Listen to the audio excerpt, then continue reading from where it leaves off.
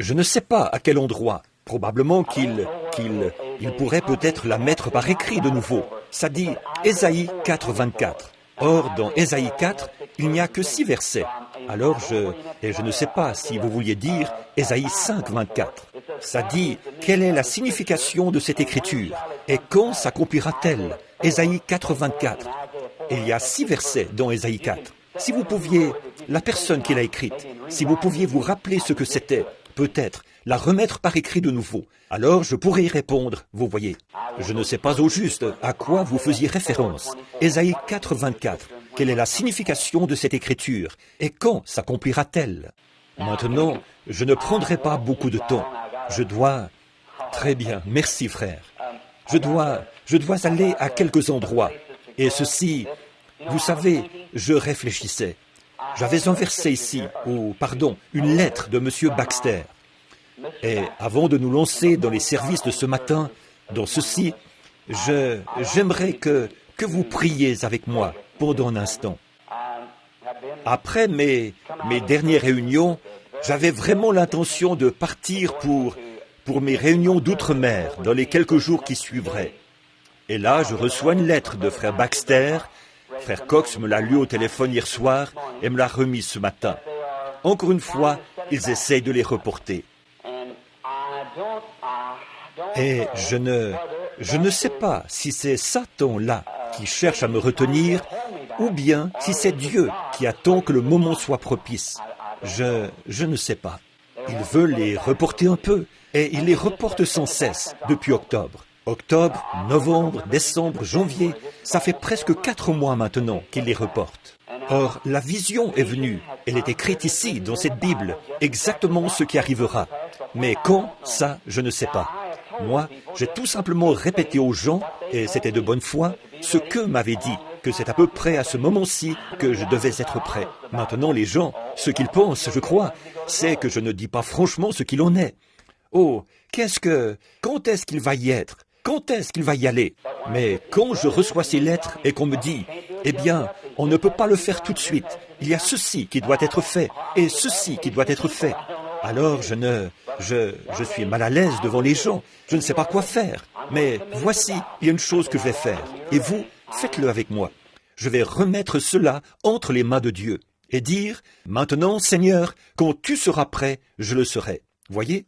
Et tantôt, c'est dans les églises que ça ne va pas. Maintenant, ce sont les visas ou bien autre chose. Vous savez, il y a toutes sortes de choses comme ça.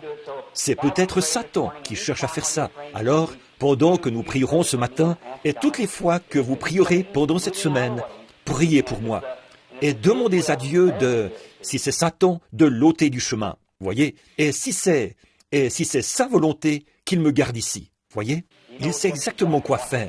Il est peut-être en train d'intervenir dans quelque chose pour que le tableau soit comme il se doit. Je ne veux pas le devancer. Ça, jamais. Oh, quand on fait ça, c'est terrible. Voyez? Donc, j'ai comme l'impression que c'est peut-être, je ne sais pas. Je ne peux pas dire lequel, parce que je ne sais pas. C'est la même chose pour notre cher frère, George Wright. Beaucoup d'entre vous sont au courant de son état, n'est-ce pas? Et vous êtes au courant que les médecins l'ont condamné. Il devrait déjà être mort depuis 1 semaine ou plus, vous voyez. Frère George Wright, je suis allé le voir. Et pendant que j'étais là-bas, j'ai prié. J'ai prié pour lui avec la plus profonde sincérité. En rentrant à la maison, je me demandais ce qui allait arriver. Quelques jours plus tard, eh bien, j'ai eu une vision, lundi matin dernier, et j'attends. Or, il y a une femme pour qui j'ai prié, qui avait le cancer, et je l'ai vue se tenir là. Et ils ont ouvert. Elle était carrément remplie de cancer. Ils l'ont recousue. C'est tout, voyez. Mais elle va vivre. Ça, je le sais. Par contre, dans le cas de frère George Wright, je n'ai pas perçu clairement la vision. Je sortais, c'était la même vision. Je sortais de là. Et j'ai vu sa demeure, sa maison. Et à gauche de la maison, à l'endroit où il y a les arbres, un saule là, un peu plus haut, j'ai vu des mottes de terre, presque de la taille de mon poing, qui descendaient en roulant. Et j'ai entendu cet ange, qui était debout à mes côtés, dire quelque chose à propos d'une fosse et de frère Georges.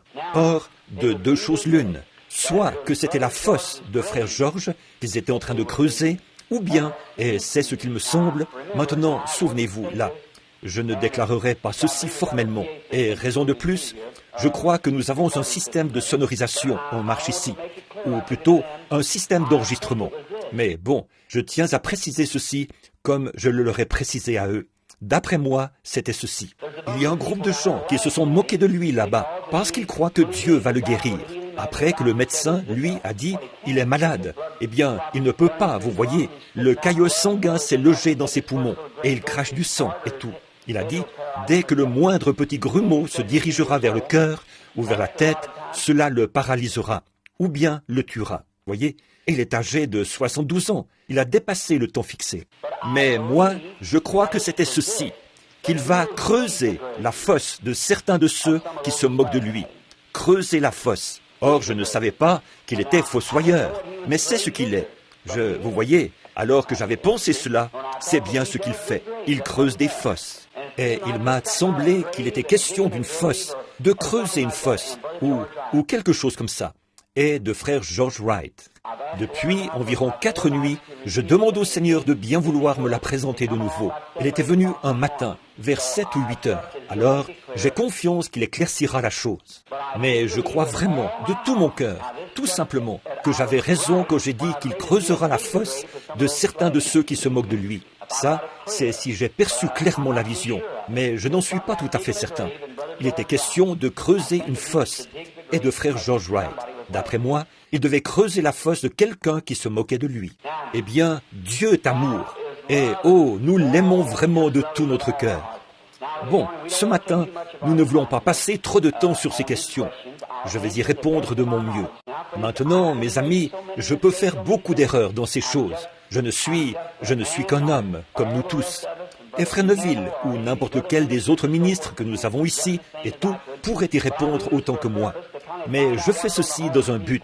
C'est pour voir un peu ce qui tient à cœur aux gens. Et si je vois qu'il y en a 4 ou 5 qui mettent l'accent sur une même chose, là je me dis, oh, nous y voilà. Là je vois maintenant où nous en sommes. Il y a certaines petites questions dans l'Église. Et maintenant, oublions donc les petites questions. Par-dessus tout, l'essentiel est de garder l'Église en harmonie et dans l'amour de Dieu. Et qu'elle continue à avancer. Pourvu que nous croyons tous que le sang de Jésus-Christ nous purifie de tout péché et de toute iniquité. Si la femme qui est assise à côté de vous, ou l'homme qui est assis à côté de vous, s'il ne croit pas que Jésus va vraiment revenir sous une forme visible, accordons-nous, allons de l'avant quand même. Nous ne sommes pas d'accord avec lui sur l'Écriture, mais faisons avancer l'Église, faisons régner l'harmonie, parce que c'est comme ça que nous atteindrons d'autres personnes. Mais quand l'Église n'est pas en harmonie, alors on nuit à l'Église, alors on nuit à la cause. C'est que, tout simplement, on ne peut pas faire ça. Mais quand nous pouvons nous accorder sur une chose, que le sang de Jésus-Christ nous purifie de tout péché, c'est vrai, et que le péché a disparu, alors là, nous sommes tout près de la ligne d'arrivée, frère Neville. Quand nous sommes de sang, j'ai un frère, nous sommes parents par le sang. Mais, oh, que de désaccords nous avons. C'est lamentable. Mais nous sommes frères quand même. Bon, j'avais pensé que cette semaine qui vient, si je ne partais pas outre-mer, peut-être frère Cobles est venu. Il voulait commencer une campagne à Louisville. Il voulait avoir le bâtiment militaire, là où nous avons fait un petit service de guérison l'autre soir, et où le Seigneur a accompli des choses merveilleuses. Donc, mais j'apprends que les frères de Del Rio, au Texas, les frères Jessup, font une réunion à Louisville et qu'ils auront là-bas leur meilleur orateur pendant les prochaines semaines. Et il dit qu'il ne sait pas au juste quand il va partir. C'est un dénommé Charles, je crois, qui doit être là la semaine prochaine. Et bien sûr que je ne voudrais pas commencer un réveil nulle part pendant qu'a lieu une campagne de ce genre. Et ils font aussi une campagne de guérison. Donc, la campagne de guérison, c'est l'après-midi, cet après-midi. Donc, je ne voudrais pas commencer une réunion pendant qu'eux font une réunion là-bas. Parce que je sais ce que c'est que de se trouver quelque part et que là, oh, vous savez, pendant que je fais une réunion, quelqu'un qui arrive tout à coup et qui commence une petite réunion comme ça ne donne vraiment pas bonne impression. C'est assez déplacé, vous savez. Alors, nous attendrons un peu. Peut-être le Seigneur nous viendra en aide.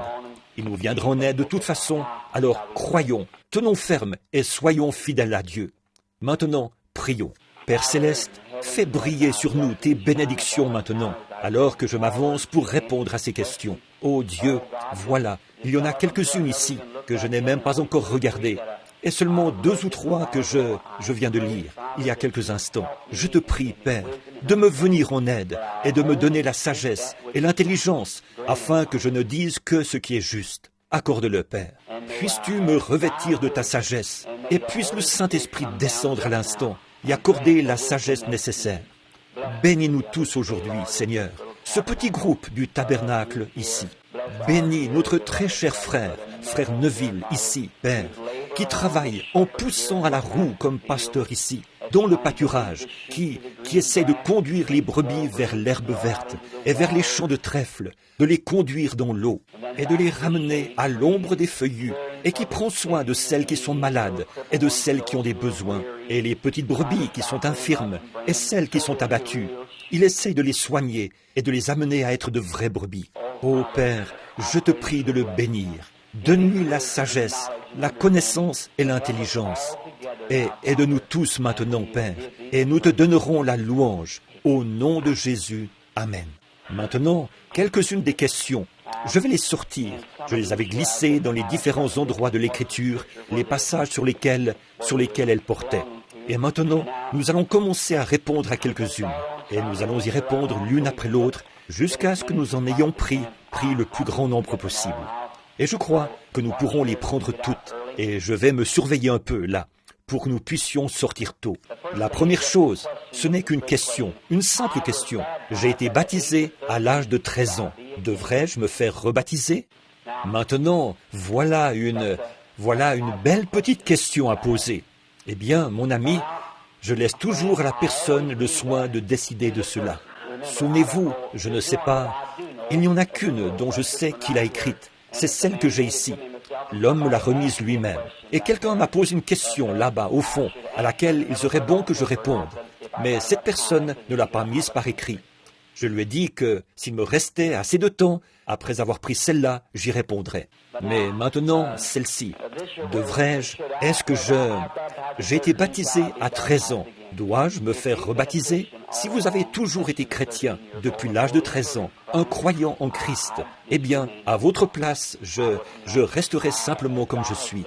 Je ne le ferai pas, si Dieu vous a béni, que depuis, il vous a donné le Saint-Esprit. Le baptême n'est qu'une forme extérieure, dont le but est de montrer au monde, ou à l'assemblée dont vous faites partie à ce moment-là, que vous, en présence de témoins, vous démontrez ainsi que vous avez cru que Dieu a envoyé son Fils, que celui-ci est mort et qu'il est ressuscité le 3e jour. Et vous avez été ensevelis en lui et vous êtes ressuscités pour marcher en nouveauté de vie. Et ces mêmes personnes qui vous regardaient au moment où vous avez été baptisés, elles vous rencontreront au jugement. Voyez? Et puis, chemin faisant, si quelqu'un, un inconnu, dit « L'avez-vous été? Oui, j'ai été baptisé avec en la mort et l'ensevelissement de mon Seigneur. » Vous voyez, je pense que le baptême, je dis que oui, c'est quelque chose d'essentiel. Je ne dirais pas que ce n'est pas essentiel, mais oui, c'est quelque chose d'essentiel, puisque c'est que chaque commandement de Dieu est quelque chose d'essentiel. N'êtes-vous pas de cet avis? C'est essentiel. Il faut que nous soyons baptisés. Jésus a déclaré ceci dans Matthieu ou dans Marc 16. Il a dit « Allez par tout le monde et prêchez l'Évangile. Celui qui croira et qui sera baptisé sera sauvé. » Et quand il parlait à Nicodème, il a dit « Si un homme ne naît d'eau et d'esprit, il n'entrera point. » Voyez, il faut être baptisé. Je crois qu'il faut être immergé par le baptême au nom du Seigneur Jésus-Christ et ressusciter ensuite en nouveauté de vie, marcher selon les commandements de Dieu. Mais direz-vous, frère Bill, est-ce qu'il vous est déjà arrivé de rebaptiser quelqu'un qui avait déjà été baptisé quand il était petit et qui se faisait rebaptiser? Bien des fois. Il y a un passage dans l'Apocalypse au chapitre 2 où il s'adresse à l'Église en ces mots. « Repens-toi et pratique de nouveau tes premières œuvres. » Eh bien, des gens interprètent cette écriture en déclarant que ça veut dire qu'il faut retourner faire la même chose de nouveau. Eh bien, si vous remarquez, mon cher ami chrétien, or, je ne suis pas contre, vous voyez. En effet, notre baptistère est rempli. Nous sommes prêts à baptiser toute personne qui désire être baptisée, n'importe quand. Mais nous ne sommes pas contre. Si vous désirez être baptisé, si c'est quelque chose qui vous empêche d'avancer et que vous avez le sentiment que vous devez le faire, allez-y, faites-le. C'est exact. Allez-y, faites-le. Ne laissez rien vous empêcher d'avancer. Écartez tous les obstacles de votre chemin. Si, par exemple, il y a des années en arrière, vous avez dérobé quelque chose et que vous avez le sentiment que vous devez aller réparer ça, allez réparer ça. Peu importe de quoi il s'agit, gardez votre chemin libre de tout obstacle. C'est que vous allez vous retrouver confronté à cette chose-là et vous ne pourrez plus avancer tant que vous n'aurez pas écarté ça de votre chemin. Vous voyez ? Vous devez vraiment rejeter tout fardeau et la chose qui vous enveloppe si facilement. Si vous voulez vous faire rebaptiser, allez-y. C'est ce qu'il faut faire. J'ai rebaptisé bien des personnes. Par contre, ce passage de l'Écriture auquel vous vous reportez, celui-là ne s'adressait pas à un individu. Il s'adressait à une église. Vous voyez, l'église. Ce que ces gens avaient fait, ils avaient perdu leur premier amour. Vous voyez, la vraie crème qu'ils avaient au début. Et il a dit, si tu ne te repens et ne pratiques ces premières œuvres de nouveau, retournez au point de départ et retrouvez cela. Il s'adresse à l'Église. Si tu ne te repens et ne retournes au commencement, eh bien, il allait ôter le chandelier. Ainsi, si vous voulez être baptisé et que vous avez déjà été baptisé à l'âge de 13 ans ou quel que soit l'âge, eh bien, faites-vous baptiser là, si c'est quelque chose qui vous empêche d'avancer. Mais de vous déclarer, Écriture à l'appui, que vous devez vous faire rebaptiser. Pour ça, je ne dispose que d'un moyen de le faire par l'Écriture, de pouvoir vous annoncer que des gens se sont fait rebaptiser. Il y a seulement un passage dans toute la Bible où des gens se sont fait rebaptiser. Et c'étaient les gens qui avaient été baptisés par Jean-Baptiste, avant la venue du Saint-Esprit. Paul, dans Actes 19, 5, leur a déclaré qu'ils devaient se faire rebaptiser au nom de Jésus-Christ, afin de recevoir le Saint-Esprit. Voyez ? Or, il n'est pas nécessaire d'avoir été baptisé pour recevoir le Saint-Esprit, parce qu'on peut recevoir le Saint-Esprit dès qu'on a le cœur droit. Voyez ? En effet, dans Acte 2, Pierre a formulé ceci. Repentez-vous et soyez baptisés au nom de Jésus-Christ, et vous recevrez le don du Saint-Esprit. Mais là, dans Acte 10, 49, voilà que Dieu donne le baptême du Saint-Esprit aux gens des nations, avant même qu'ils aient été baptisés. Voyez ? Donc, vous voyez, ce qui compte, c'est l'état de votre cœur. Alors Pierre a dit, peut-on refuser l'eau, puisque ces gens ont reçu le Saint-Esprit, comme nous l'avons reçu au commencement ? Voyez ? Et donc, il leur a ordonné de se faire baptiser au nom de Jésus-Christ. Ensuite, Paul, dans Acte 19, a dit, Paul, après avoir traversé les contrées supérieures d'Éphèse, il a rencontré quelques disciples, et il leur a dit, avez-vous reçu le Saint-Esprit après avoir cru ? Ils ont dit, nous ne savons pas s'il y a un Saint-Esprit. Il a dit, de quel baptême avez-vous été baptisés ? Ils l'avaient été. Ils ont dit, nous avons été baptisés du baptême de Jean. Il a dit, Jean a baptisé du baptême de la repentance, vous disant de croire en celui qui allait venir, c'est-à-dire au Seigneur Jésus-Christ. Sur ces paroles, il fut rebaptisé au nom de Jésus-Christ. Voyez ? Et donc là-dessus, c'est... Par contre, si ce que vous dites, c'est simplement que vous avez été baptisé du baptême chrétien à l'âge de 13 ans et que depuis, vous avez toujours vécu chrétiennement ou que vous avez rétrogradé à quelques reprises. Je ne sais pas si quelqu'un en a mis une sur le fait de rétrograder. Je ne sais pas. J'aimerais bien que quelqu'un me pose la question. Mais rétrograder, souvenez-vous, vous rétrogradez chaque jour. Il n'y a pas moyen d'éviter ça. Bien. Par contre, c'est aux yeux des gens de l'Église que vous rétrogradez, mais pas devant Dieu. Voyez, vous rétrogradez vis-à-vis de Christ, mais pas vis-à-vis de Dieu. Parce que si vous le faisiez, quand vous péchez, vous êtes fichu. Mais vous tombez continuellement. Paul, il lui fallait mourir chaque jour. Pas vrai ? Il lui fallait mourir chaque jour, se repentir chaque jour. Il se repentait continuellement, tout le temps. Voyez ? Et si Paul, il lui fallait faire ça, alors moi aussi, il me faudra le faire. Pas vous ? C'est vrai.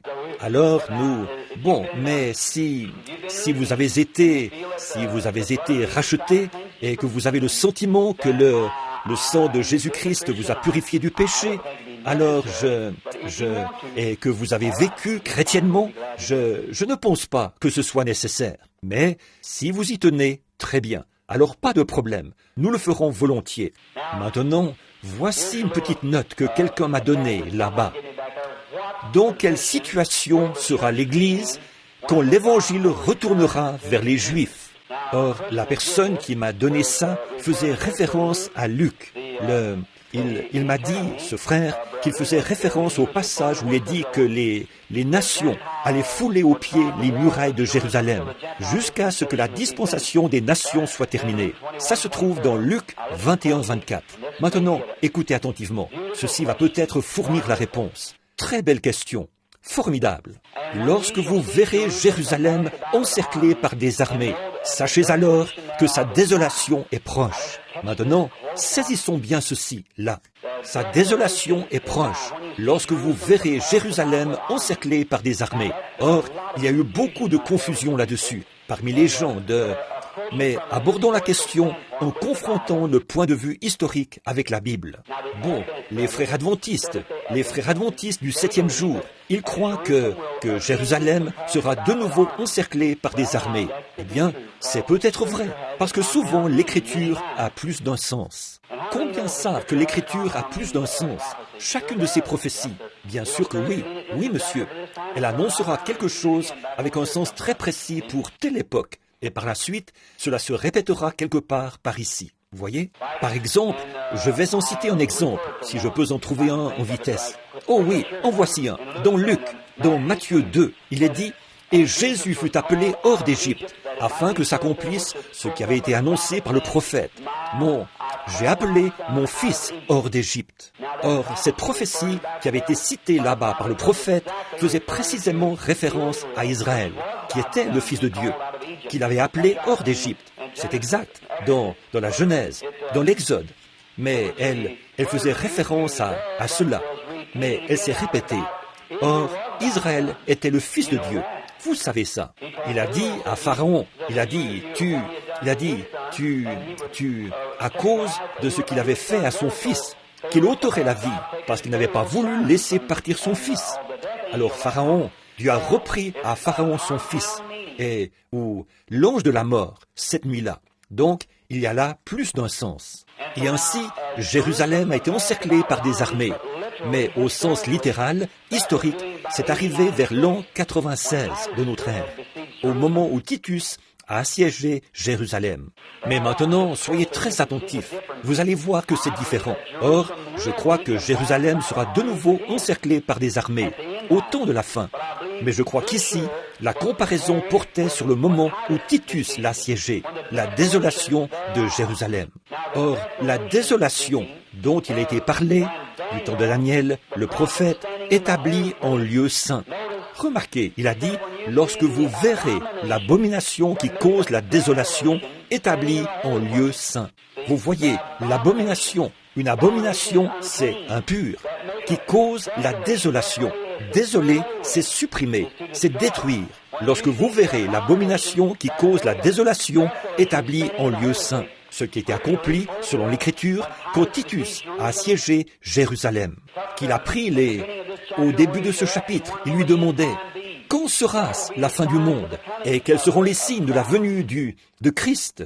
Et il lui parlait du temple, de son aspect, comme il était magnifiquement orné, de pierres remarquables et tout. Il a dit « Il viendra un temps où il ne restera pas même pierre sur pierre de cela. Ce sera démoli. » Il s'est mis à leur mentionner les signes et les prodiges. Après quoi, Jésus, c'est lui qui parle là, il se tourne maintenant vers Daniel pour l'accomplissement, parce que toutes les prophéties doivent concorder l'une avec l'autre. Toute l'Écriture s'enchaîne, sans être anéantie nulle part. Jésus a dit, les Écritures ne peuvent être anéanties. Amen. Alors, est-ce que j'irai au ciel? Bien sûr que oui. Les Écritures ne peuvent être anéanties.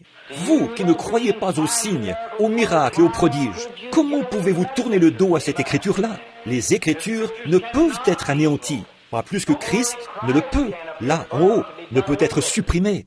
Tout comme son corps glorieux, là-haut, et tous les mouvements de son corps se reflètent par un mouvement ici-bas sur terre. forcément. Alors, si Christ, si si la guérison divine, si la puissance de Dieu a été retirée de l'Église physique ou de l'Église spirituelle ici sur terre, c'est donc qu'elle a été retirée de Christ. Pas plus qu'il... Mais, oh, quelle image du vrai cep, là, et de nous, qui sommes les sarments de ce cep. Voyez, dès que le cep entre en action, les sarments entrent aussitôt en action. Pas vrai? Comme c'est magnifique. Son corps glorieux. Oh, ses glorieux bras ensanglantés. Et ses larmes qui coulent. Et ses côtés ensanglantés. Et son dos meurtri, suspendu au-dessus de la terre. Comme ceci, entre Dieu, le Père, et les mortels de cette terre.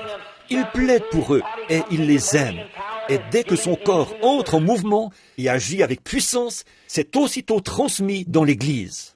Dès qu'il dit « Je vais bouger mes mains comme ceci », et son corps physique bouge. Allez par ici, prêchez l'Évangile. Vous verrez cette Église entrer aussitôt en action. En effet, mon ombre doit bouger en même temps que ma main. Amen. Pas vrai? Amen. Oh là là, quand j'y pense. Voilà, c'est ça. Son corps est en action. Allez par tout le monde. Démontrez la puissance. Nous avons beau y aller vivement, munis de notre théologie et de nos enseignements, et ainsi de suite. Nous échouons lamentablement. Mais maintenant, la main de Dieu est en action. Les signes et les prodiges apparaissent. Oh, voilà, Jésus a dit là-bas quand il chassait des démons. Je ne vais pas dévier de cette question-là, je ne prendrai qu'un instant. Mais Jésus a dit, quand il chassait des démons, il a dit, « Vos fils, par qui les chassent-ils » Si c'est par le doigt de Dieu que je chasse les démons, vos fils, par qui les chassent-ils? Si vous avez un meilleur procédé, montrez-nous ça, voyez? Si c'est par le doigt de Dieu que je... Amen. Pensez-y, le doigt de Dieu. Il y a là Dieu au-dessus de Christ, Christ au-dessus de l'Église. Il y a là Dieu le Père qui dit telle et telle chose. Alors Dieu le Fils bouge sa main et l'ombre la suit.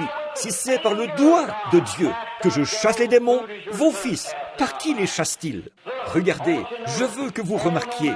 Oh, peu importe la gravité de la maladie ou de l'affliction que le diable peut vous infliger, tout ce qu'il faut pour déplacer ça, c'est son doigt. Oh là là! Regardez ces grandes épaules puissantes, ces bras puissants et ces muscles puissants. Son doigt suffit à déplacer toutes les maladies et à chasser les démons. Qu'il est petit le diable! Alors, il n'a qu'à l'écarter avec son doigt. Si c'est par le doigt de Dieu que je... Maintenant, je vais vous montrer un peu l'amour de Dieu. Par contre, quand une brebis s'était égarée, il ne se servait pas de son doigt, il la mettait sur ses épaules.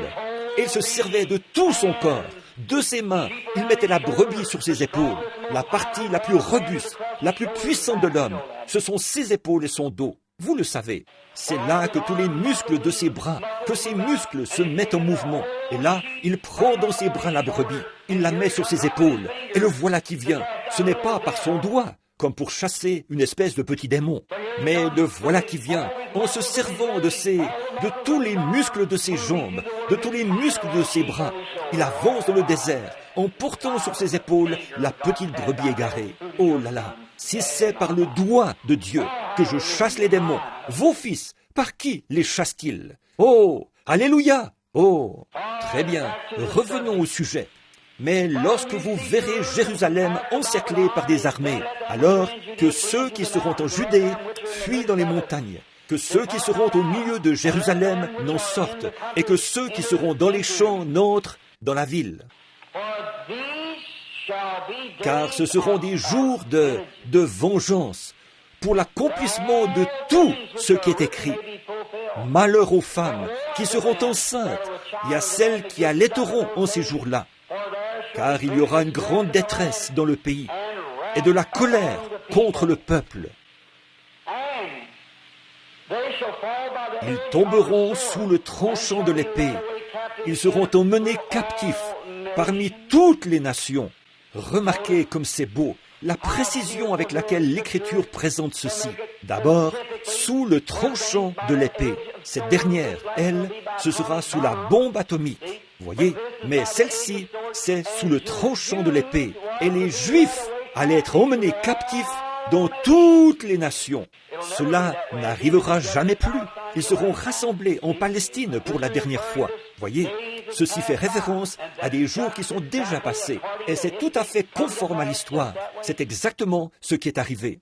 Ils ont été chassés dans toutes les nations. Dans toutes les nations qu'il y a sous le ciel, aujourd'hui, on trouve des Juifs. Oh, dans toutes les nations. On va en Chine, on y trouve des Juifs. On va en Russie, on y trouve des Juifs. On va dans les petites îles, on y trouve des Juifs. Ils ont été dispersés parmi toutes les nations. Qu'est-ce que c'est? La prophétie de Dieu. C'est Dieu qui l'a voulu. Et les Juifs, ce sont des points de repère, frères. Quand vous les voyez, je sais qu'ils sont aveugles, qu'ils sont égarés, trompeurs et tout, mais c'est Dieu qui les a égarés, afin que vous et moi, nous puissions recevoir la vue. C'est vrai. Par contre, je dirais ceci, sous l'esprit de prophétie, par la Bible, que l'heure où les Juifs rentreront chez eux est proche. Oui, monsieur, il a endurci le cœur d'Hitler, les a chassés de l'Allemagne. Il a endurci le cœur de Mussolini, les a chassés de la Russie. Il les chasse de tous les endroits, comme il l'avait fait à l'époque où il les a fait sortir. Et puis, quand ils sont arrivés dans le désert, là, au moment où ils allaient traverser, qu'est-ce qui s'est produit? Dieu a châtié le pays par de grandes plaies et tout, et il le fera de nouveau par ses deux serviteurs, les deux oliviers d'Ézéchiel, et aussi d'Apocalypse 11. Il produira de nouveau ces signes et ces prodiges. Regardez ces deux témoins d'Apocalypse 11. Je donnerai à mes deux témoins le pouvoir de fermer les cieux pendant les jours de leur prophétie, ou de faire venir des plaies sur la terre, chaque fois qu'ils le voudront. Nous y voilà, les deux témoins des derniers jours. Je sais que l'enseignement moderne là-dessus, c'est que ce sont l'Ancien et le Nouveau Testament. C'est faux, c'est faux. Les deux témoins, ce n'est pas ça. C'est carrément un retour de Moïse et d'Élie. Si vous remarquez, à l'époque, aucun des deux, Moïse est mort. Mais où est-il allé? Il fallait qu'il ressuscite. Et Élie a été enlevé sans même avoir goûté la mort. Il faudra qu'il meure, parce que tout être mortel doit mourir. Donc, il devra revenir de nouveau. Alors, voilà les deux témoins. Maintenant, regardez bien. Ils fouleront, ils tomberont sous le tranchant de l'épée. Verset 24. De l'épée, tous seront emmenés captifs parmi toutes les nations. Et Jérusalem sera foulée aux pieds par les nations, jusqu'à ce que, amen, jusqu'à ce que le temps des nations soit accompli. C'est bouleversant, n'est-ce pas, de savoir que nous avons un temps limité. Dieu l'a dit. La dispensation des nations a commencé avec le roi Nebuchadnezzar. Oh, que c'est remarquable, que je pourrais en passer du temps là-dessus, prendre quelques minutes. Mais remarquez, tout le monde veut sa question. Seulement, pendant que nous touchons à ce sujet, réfléchissons-y. C'est un sujet très essentiel en ce moment même. Regardez, Dieu a conduit ce peuple, les Juifs. Ils n'ont jamais été une nation, ils n'étaient qu'un peuple, et ils n'ont jamais été une église organisée. Ils n'étaient que l'Église qui avait été appelée à sortir. Il n'y a jamais eu d'organisation parmi les Juifs. Ils ont toujours été conduits par Dieu. Alors, quand, sur le plan politique, national, ils ont voulu avoir un roi, Dieu leur a donné un roi. Et ça n'a jamais marché. C'est Dieu qui est le roi. C'est Dieu qui est notre roi. C'est vrai, c'est Dieu qui est le roi de l'Église. Maintenant, remarquez, alors, quand ils ont été emmenés captifs, emportés à Babylone, parce qu'ils avaient cherché à imiter les nations du monde, quelle belle image aujourd'hui de l'Église qui cherche à imiter le monde là-bas et qui est emportée par le mode de vie de celui-ci. L'Église vit exactement comme le monde, se conduit, agit exactement comme le monde et tout, alors qu'elle prétend être l'Église. Vous ne pouvez pas faire ça. Non, monsieur. Votre vie démontre ce que vous êtes. Ce que vous êtes, comme je l'ai dit au début, ce que vous êtes ailleurs, c'est ce que vous reflétez ici. Ce que vous êtes, ce que votre corps céleste ou votre corps terrestre est là-bas. Ce que votre corps céleste est ailleurs, c'est ce que vous reflétez ici. Dans le pays des esprits, ce que vous êtes, c'est ce que vous êtes ici. Si vous avez encore des pensées vulgaires et ce genre de choses dans le pays des esprits, vous avez des pensées vulgaires ici. Si vous avez encore de la méchanceté, de l'envie et des querelles, que vous avez ça dans le pays des esprits, ça se reflète ici. Mais si, jusqu'au plus profond de votre être, vous avez été nettoyé et purifié, ça montre que vous avez un corps là-bas qui attend, qui a été nettoyé et purifié. Et ça se répercute dans la chair. Vous le voyez, n'est-ce pas? Vous voyez, voilà, c'est ça. Si cette honte où nous habitons sur la terre est détruite, nous en avons une autre qui nous attend déjà. Voyez? Maintenant, en ce temps de la fin, là, ces comparaisons charnelles, ces imitations du christianisme, tout ce méli-mélo va aboutir dans une grande Babylone, tout comme c'était arrivé là-bas. Ils ont été emmenés captifs à Babylone. Pas vrai? Et la Bible dit que l'ange du Seigneur a lancé un appel. Il a dit, sortez de Babylone, mon peuple. La confusion, ceci, moi je suis baptiste, moi je suis méthodiste, moi je suis presbytérien. Tout cela n'est que confusion. Il n'y a aucun salut là-dedans, aucun. Bon, n'allez pas raconter que je dis que les baptistes n'ont pas le salut, ou les méthodistes. Ce n'est pas de ça que je parle. Je parle de l'Église, de son pouvoir politique, de son aspect politique. Sur le plan politique, que vous soyez méthodiste, baptiste, presbytérien ou catholique, ça n'a aucun rapport. Dieu ne reconnaît même pas ça. Et tout cela se trouve dans Babylone aujourd'hui. Et Dieu appelle une Église à sortir de toutes celles-là. Il en retire ceux qui ont le cœur pur. Il produit son Église. Comme c'est beau! Et remarquez, je pourrais faire ici une déclaration qui vous ferait un choc. Mais si l'on est ainsi, écoutez, là, regardez comment Babylone, ce qui est arrivé là, à Babylone, alors qu'on avait exercé une contrainte sur les vrais adorateurs. Souvenez-vous, il n'était qu'une petite poignée, Shadrach, Meshach, Abednego et Daniel, qui étaient de vrais adorateurs, qui avaient été emmenés en captivité, quand Dieu leur a demandé de se montrer sous leur vrai jour, réellement, ce qu'ils étaient. On les a contraints à adorer une idole, pas vrai? L'idolâtrie, on les a contraints à adorer une idole. Ils devaient se prosterner devant une idole. Et, s'ils ne le faisaient pas, on les persécutait. Oh, quelle image on pourrait tirer de Daniel, de l'Apocalypse, en faisant le lien entre les deux, montrant par l'Écriture que l'Église se dirige vers une persécution du même genre, avant qu'elle reçoive l'appel du départ. C'est ce qui a marqué le début de l'Église des nations. C'est ce qui marquera la fin de l'Église des nations. Tel a été son début, telle sera sa fin. Et regardez comment il voyait cette image sculptée. Et maintenant, souvenez-vous, la statue. Bon, nous sommes chez nous. Ici, regardez.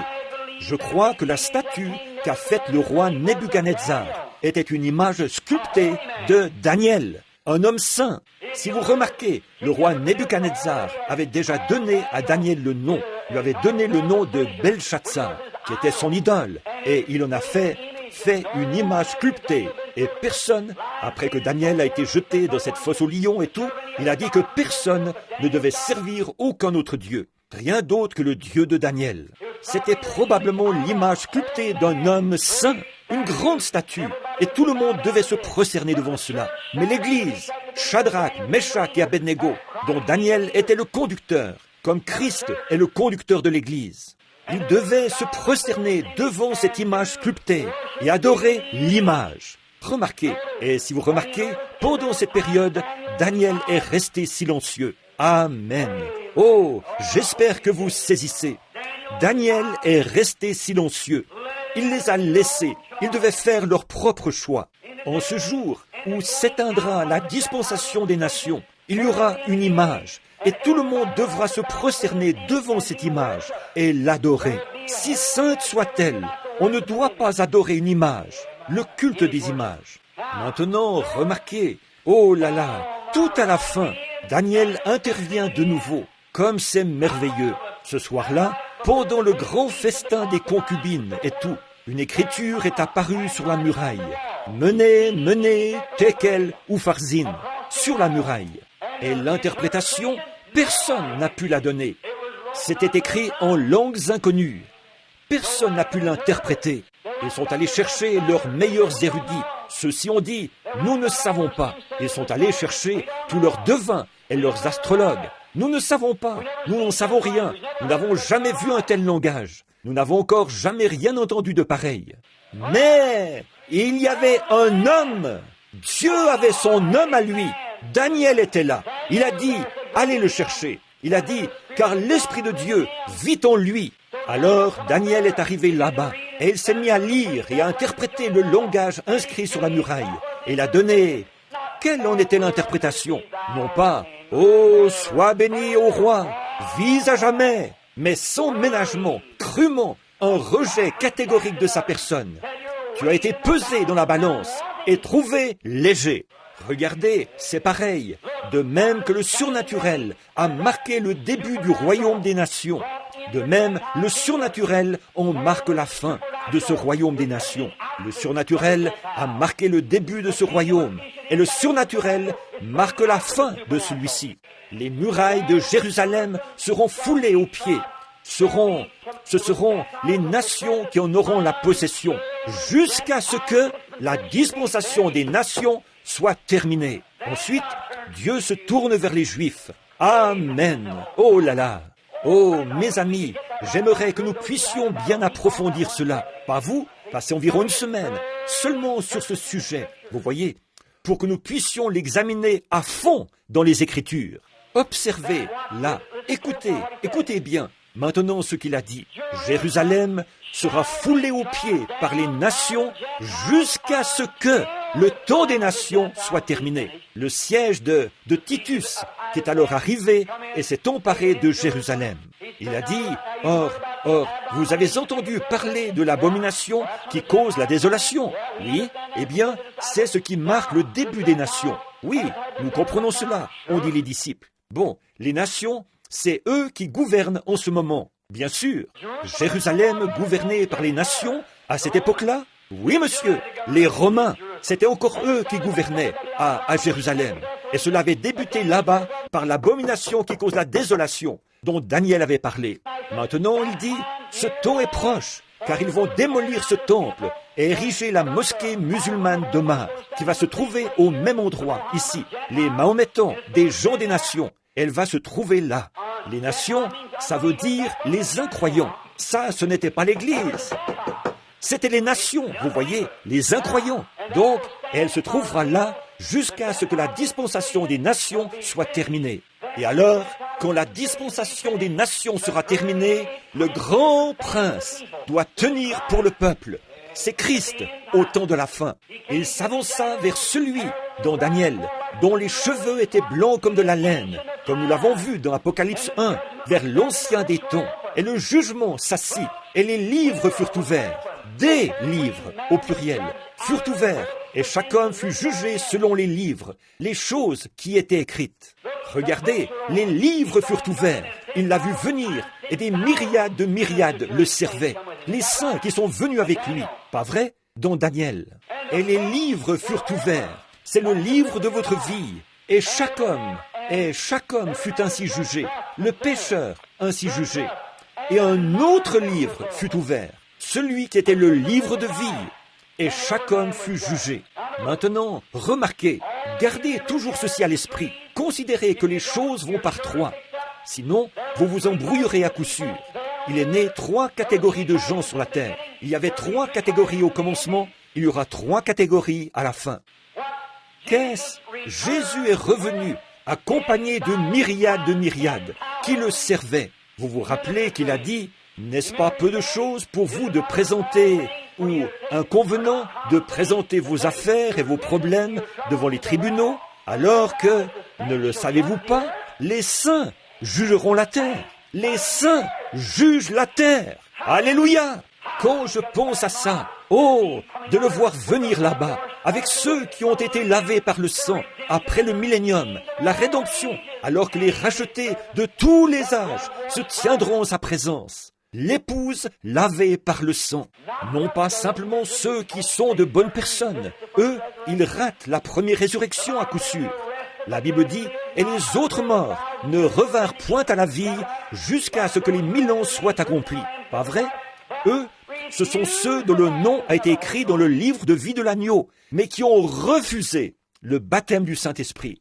Ce ne sont que les élus qui partent à ce moment-là. Ce ne sont que les élus qui ont part au millénium. Oh, dans ce cas, frères, quelle sorte de gens devrions-nous être? Je veux vivre la période du millénium.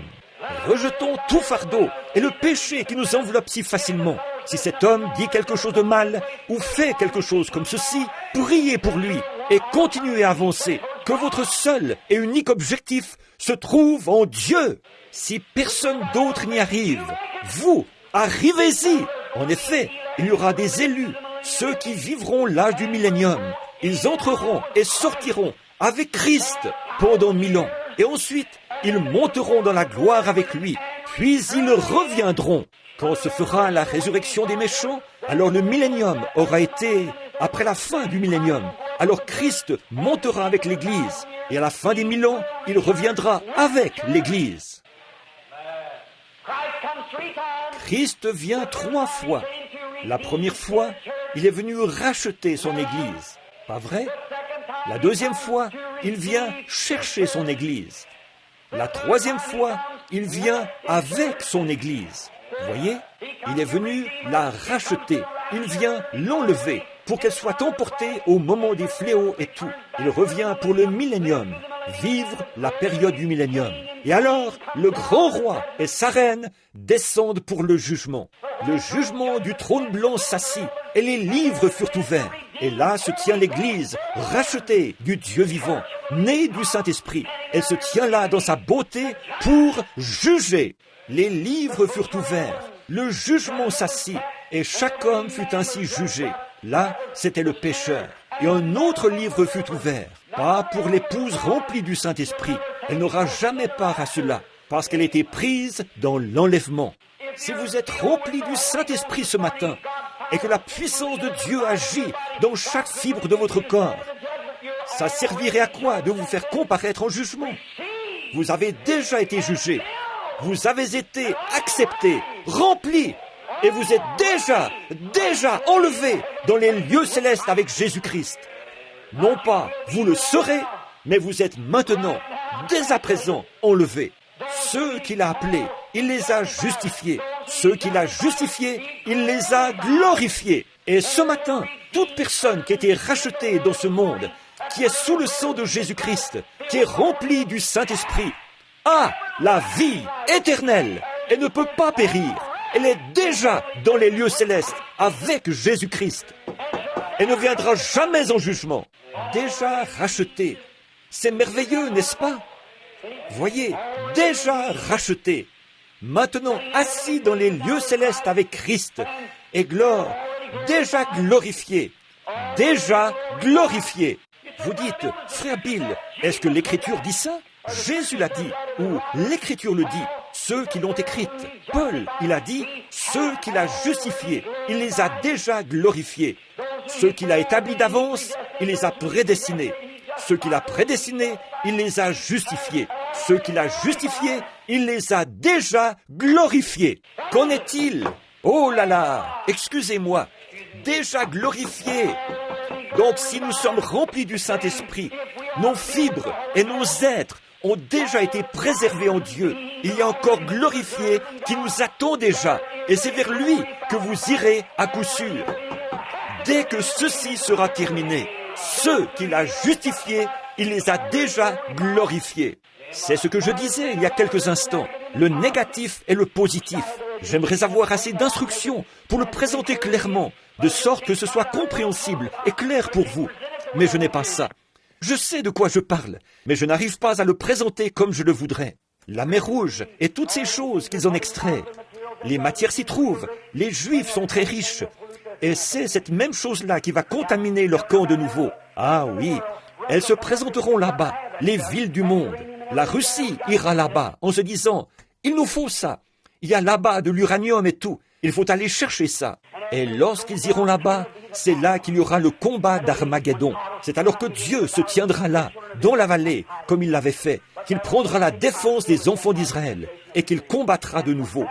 Mais ces choses auront lieu jusqu'à ce que la dispensation des nations soit terminée. Et quand ce temps-là sera terminé, alors elle sera retranchée. Maintenant, à mon humble avis, chère personne qui avait posé cette question, voici, à mon humble avis, ce qu'il en est de ceci. Qui étaient les géants à cette époque-là? Bon, là, Joseph, évidemment, je sais que notre Église, vous êtes comme moi. Je suis une andouille qui n'a fait que des études primaires. Et je n'ai pas d'intérêt pour l'instruction et ces choses-là. À mon avis, c'est le plus grand obstacle que l'Évangile ait jamais rencontré. Mais tout de même, il m'arrive parfois de prendre un livre ou deux. Alors, dans mes rapports avec les gens comme moi, nous sommes tous pareils. Nous sommes simplement les gens du peuple. Et j'en suis vraiment reconnaissant. La Bible dit, les gens du peuple l'écoutaient avec plaisir. Il y avait les aristocrates, et puis une autre catégorie de gens. Mais les gens du peuple, juste les gens ordinaires comme nous, les gens qui aiment Dieu et qui ne possèdent pas beaucoup des biens de ce monde, qui ont leurs enfants et leurs familles. Nous aimons Dieu et nous aimons aller à l'église. Nous donnons même les vêtements que nous portons pour son royaume. N'importe quoi, comme ça. Nous l'aimons. Nous sommes prêts à faire n'importe quoi. C'est ça les gens du peuple qui l'écoutaient. Et c'est encore pareil aujourd'hui. Les gens du peuple l'écoutaient avec plaisir. Bon, le riche, lui, il est trop occupé à penser aux choses de cette terre, vous voyez. Et le type avec qui, vraiment, il n'y a rien à faire, qui est dans le quartier des clochards, lui, il n'y prêtera aucune attention. Mais les gens du peuple, eux, ils l'écoutaient avec plaisir. Et maintenant, dans Joseph, ses écrits, il a dit, eh bien, voici l'interprétation qu'il a donnée de ces fils de Dieu, qui ont pris les filles des hommes. Il a dit que les esprits déchus qui étaient sur la terre, bon, vous savez, dans l'Apocalypse, au chapitre 11, ou au chapitre 7, non, pardon, au chapitre 12 de l'Apocalypse, la femme dans le soleil, le dragon rouge entoura de sa queue les 2/3 des étoiles et les jeta sur la terre. Nous savons bien que Satan, au commencement, a établi dans les régions du Nord un royaume qu'il voulait plus beau que celui de Michel. Et il y a eu, ensuite, il a déclaré la guerre dans le ciel. Et il a entraîné avec lui les 2/3 des êtres angéliques. Pas vrai? C'est pour cette raison que nous ne sommes qu'une minorité. Je veux dire le côté du petit nombre ce matin, dans les sphères du christianisme. Les gens qui sont nés du Saint-Esprit. En effet, ils sont la partie peu nombreuse. C'est vrai. Et si vous observez les esprits qui sont sortis dans la Genèse et qui ont commencé à s'élever, observez cette adoration de classe, de grande classe dans l'Église. Regardez-la se manifester là-bas, dans Caïn. Regardez-la aujourd'hui. Elle poursuit son chemin. Elle s'introduit ensuite dans les pharisiens. Ils sont 2 clans, les pharisiens et les sadducéens. Vous voyez, elle poursuit son chemin. Et regardez-la aujourd'hui, dans le catholicisme et les grands mouvements du genre. De grands lieux magnifiques. Eh bien, regardez Abel avec son petit agneau. Vous voyez, quelque chose de tout simple. Regardez comment c'était à l'époque de Jésus. Regardez comment c'était d'un bout à l'autre de l'Écriture, en suivant le fil. Voyez ce qu'il en est. Nous vivons maintenant dans ce jour, alors que Dieu a appelé son Église tout au long. Ce petit filet rouge, qui s'est trouvé là tout au long de la Bible, depuis le début. Les gens lavés par le sang. Remarquez, alors, ces fils de Dieu, à mon avis, bien sûr, je ne dis pas ça pour contredire, ou pour chercher à faire le malin, ou à dire que Joseph ne savait pas ce qu'il disait, mais il était un homme, comme moi. Quel qu'ait été son niveau d'érudition, il n'était qu'un homme. Et tout ce qu'il pouvait faire, c'était de faire des recherches dans les écrits anciens, et ainsi de suite, et les vieilles reliques, et tout. Mais il n'avait pas plus que ce que nous avons aujourd'hui, le Saint-Esprit. Lui, il se laissait guider seulement par la pensée naturelle. Mais nous employons la pensée spirituelle pour considérer cela. Ces fils de Dieu, alors que c'étaient des êtres angéliques. Je crois que c'est ce qu'ils sont. Et je crois que... Bon, Joseph a dit la même chose, mais il a dit qu'ils s'étaient introduits par leur force, qu'ils étaient entrés par leur force dans des chairs humaines, et qu'ils avaient pris des fils, et qu'ils avaient pris les filles des hommes. Bon, nous sommes un auditoire mixte, nous sommes diversifiés ici ce matin, des hommes, des femmes, des petites filles et des petits garçons, et j'exprime ceci de façon que les adultes ne manquent pas de comprendre. Mais ce qu'il dit, c'est que quand ces êtres angéliques ont vu ce que c'était que désirer les femmes, la manière dont les hommes vivaient avec les femmes, alors ils se sont introduits par leur force dans des chairs humaines. Donc, ils ont pris les filles des hommes. Eh bien, je ne crois pas ça. Ce que je crois, c'est qu'ils sont nés là-bas, en Canaan, et qu'ils sont nés du groupe de Caïn, qui est allé s'établir dans le pays de Nod. Il y avait sur lui une marque pour que personne ne le tue, à cause de son état de meurtre, d'avoir assassiné son frère. Mais si vous remarquez, même les Israélites ont trouvé là-bas de ces gens-là, quand ils y sont allés. Ils étaient tellement grands qu'il a dit « Nous sommes comme des sauterelles à côté d'eux ». Pas vrai? Des centaines et des centaines d'années plus tard, c'était vraiment des colosses. de grands gaillards. Et parfois, effectivement, on déterre leurs cadavres et on découvre que c'étaient des hommes imposants. Maintenant, d'après moi, d'où c'est venu? Maintenant, voici un échantillon de ma doctrine à moi. Ici, il n'y a que les gens de l'Église, vous voyez. Moi, je pense que Caïn était le fils de Satan. Je sais que vous n'êtes pas d'accord là-dessus, mais ma propre Église ne l'est pas. Mais malgré tout, tant que Dieu ne me montrera pas qu'il en est autrement, je continuerai à croire la même chose. Vous voyez, que c'était le fils de Satan. En effet, je ne vois pas comment cet esprit impie, meurtrier, aurait pu sortir de Dieu. Non, monsieur, il fallait qu'il vienne de son père. Et son père était... C'est quand Satan est venu sur le serpent. Et le serpent n'était pas un reptile. C'est la malédiction qui a fait de lui un reptile. Il était exactement comme un homme. Il marchait debout. Et il est allé avec cette femme, là-bas. Et elle a commis cet adultère, par lequel elle a enfanté son premier fils, qui était Caïn, qui avait la nature de son père. Et je crois que cette bête imposante se tenait debout comme un homme. Il marchait debout. Et c'est de là que sont venus ces grands géants. Oui, exactement. Ça, c'est mon opinion à moi. Et je pourrais avoir tort. C'est mon opinion à moi, vous voyez. Mais c'étaient des hommes imposants.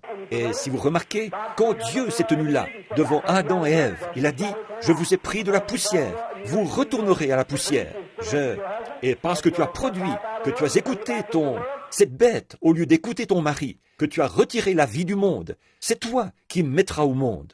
Et il a dit, « Serpent, voilà, tu n'auras plus de jambes, tu vois, tu ne marcheras plus debout, et tu ne seras plus une bête. Maintenant, tu seras un reptile, et tu marcheras sur ton ventre, et tu auras la poussière pour nourriture. » Voilà, d'après moi, d'où c'est Caïn qui avait la nature de cette brute, qui a vécu avec, cette espèce de bête, qui a vécu avec cette femme, laquelle a mis au monde cet enfant qui était moitié brute, moitié homme, un colosse. Ensuite, celui-ci est allé là-bas, et alors, ces enfants qu'il a commencé à procréer, donc des bêtes qui avaient de mauvais penchants sexuels, comme leur père au commencement. Cette bête a soifé de luxure. Ils ont trouvé là-bas ses filles et tout, et ils ont pris les filles des hommes. C'est vrai. Et comment ces hommes-là sont venus? Bien sûr, ils étaient de cette même lignée. Ce sont ces esprits déchus qui viennent sur les gens. Souvenez-vous, ces mêmes esprits qui ont vécu là-bas. Aujourd'hui, ils vivent aujourd'hui. Regardez ça, aujourd'hui. Eh bien, nous avons dans ce pays des gens qui... Ici, je suis américain, et vous le savez, mais je vais vous dire une chose. Ici, c'est le pays le plus dégradé que je connaisse dans le monde, à part Paris, en France. Il est tellement dégradé. Eh bien, même les étrangers en Afrique, en Suède et là-bas, ils disent « Mais voyons, qu'est-ce que vous avez, vous les Américains? Vous n'avez donc plus de respect pour les femmes de chez vous ?» En effet, tout ce qu'on entend comme chansons à la radio, c'est quelques chansons vulgaires, obscènes sur les femmes. Vous n'avez pas de respect pour les femmes de chez vous, là-bas? Toutes nos chansons, c'est sur les femmes, le sexe et la luxure, et ce genre de choses-là. C'est parce que le diable s'est emparé de ça. C'est tout à fait exact. Hollywood, la télévision et tout, sortent ces choses vulgaires et impies. Et ça se retrouve dans les kiosques à journaux et tout, partout. Ce sont des femmes déshabillées ou quelque chose comme ça. C'est exactement ce qui est arrivé au commencement. Et ça se termine de la même façon. C'est honteux. Et la colonne vertébrale de toute nation, ce sont les femmes. Pour ce qui est de la moralité, qu'on détériore la maternité et on aura détérioré la nation. Aujourd'hui, nous en sommes au point où les femmes de chez nous, elles fument la cigarette et tout. Elles boivent du whisky. Elles font n'importe quoi. C'est honteux. Un jeune homme qui cherche une épouse, qui soit encore vierge, qui soit morale. Il lui faut presque aller dans une bonne vieille église du Saint-Esprit pour en trouver une. Et c'est tout à fait vrai. Là où un homme l'aura gardée à la maison et tout ça, et qu'elle ait un peu de pudeur. Vous pensez peut-être que c'est fou. Mais, frère, examinez la situation pour voir. Voyez si ce n'est pas la vérité. C'est une honte. Très bien. Eux, c'étaient les fils de Dieu qui sont... Bon, là-dessus, je peux expliquer mon... Là, je sais que si... J'ai eu une autre question aujourd'hui. Il disait, mais frère Bill, la Bible dit qu'Ève a dit, j'ai acquis un fils de par l'Éternel. Tout à fait exact. Il fallait qu'il vienne de l'Éternel. L'Éternel est le seul créateur qui existe. Dieu a créé le diable. Qu'est-ce que vous dites de ça? Dieu a créé le diable. Dieu a créé tous les anges déchus qui existent. Pas vrai? Mais certainement. C'était leur choix à eux, pas le sien. Il vous a créé. Mais vous, qu'est-ce que vous faites? Vous serez jugés, tout comme eux.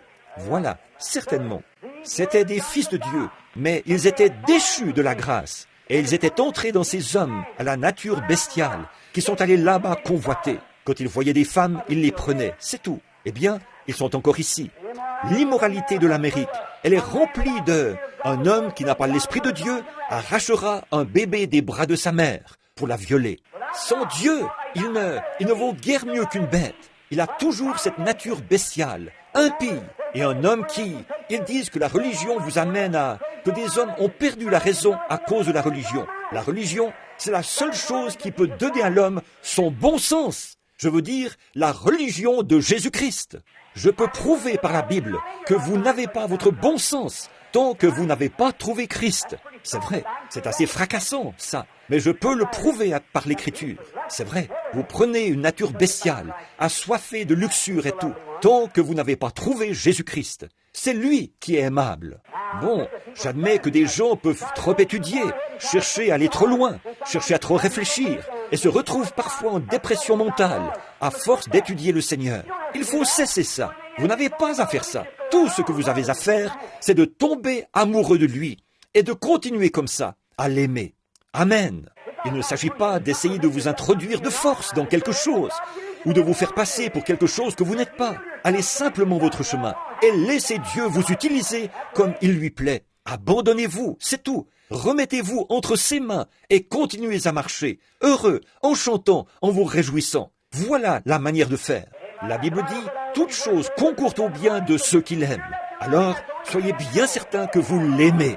C'est tout ce que vous devez savoir. Amen. Aimez-le et continuez à marcher. C'est tout. Dites, Seigneur, je t'aime. Tu sais que je t'aime. Est-ce que tu aimes ceci? Oh non, c'est toi que j'aime, Seigneur. Voyez? S'il dit, eh bien, tu n'aimerais pas être un grand prédicateur? Tu n'aimerais pas être ceci? Non. Mais Seigneur, si c'est ce que tu veux de moi, je le serai. Sinon, amen. Je serai ici même, rien qu'un paillasson à cette église. Eh bien, je crois que si tu faisais quelque chose comme ceci, les gens auraient une bien meilleure opinion de ton église. L'opinion des gens, ça m'est égal. Ce que je veux connaître, c'est ton opinion à toi, Seigneur. Je vais m'en tenir strictement à toi, à ce que tu me dis de faire. J'aime toutes ces personnes, bien sûr. Eh bien, tu sais, sœur une telle, elle, tu ne l'aimes pas. Si, Seigneur, bien sûr que si, je l'aime. Pourquoi? Parce que toi, tu l'aimes, et que tu es en moi. Alors forcément que je l'aime, parce que c'est toi en moi qui l'aime à travers moi. Pfiou, avec ça, l'affaire est dans le sac. Mais à mon avis, c'était ça. Ces bêtes qui sont tombées là-bas. C'est cette bête assoiffée de luxure qui est tombée. Vous voyez, est-ce que les fils de Dieu, cela signifie des anges ou des esprits venus du ciel? C'était ça, la question de cette personne. Très bien.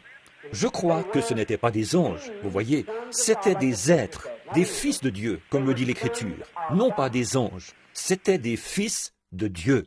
Et du ciel, ils sont venus sur la terre, ont été placés dans une chair. Ils ne sont pas entrés par leur force dans une chair, car je crois que toute chair est née par le sexe, à l'exception de Jésus-Christ. Je crois qu'il est le seul être né d'une vierge qui ait jamais existé, Jésus-Christ. Et je ne suis pas d'accord sur ce point-là avec Joseph, avec ce grand historien. Mais oui, je crois que c'étaient des êtres surnaturels qui sont descendus et qui ont pris le contrôle de l'esprit de ces hommes.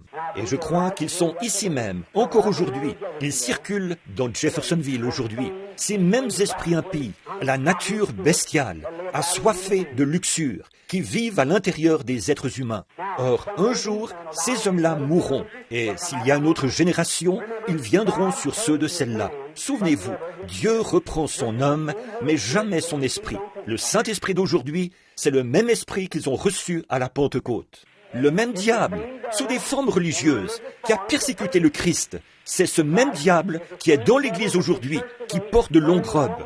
Ils n'ont pas besoin de porter, je ne parle pas des robes qui couvrent leur corps, je parle de la robe qui couvre l'âme. Vous voyez?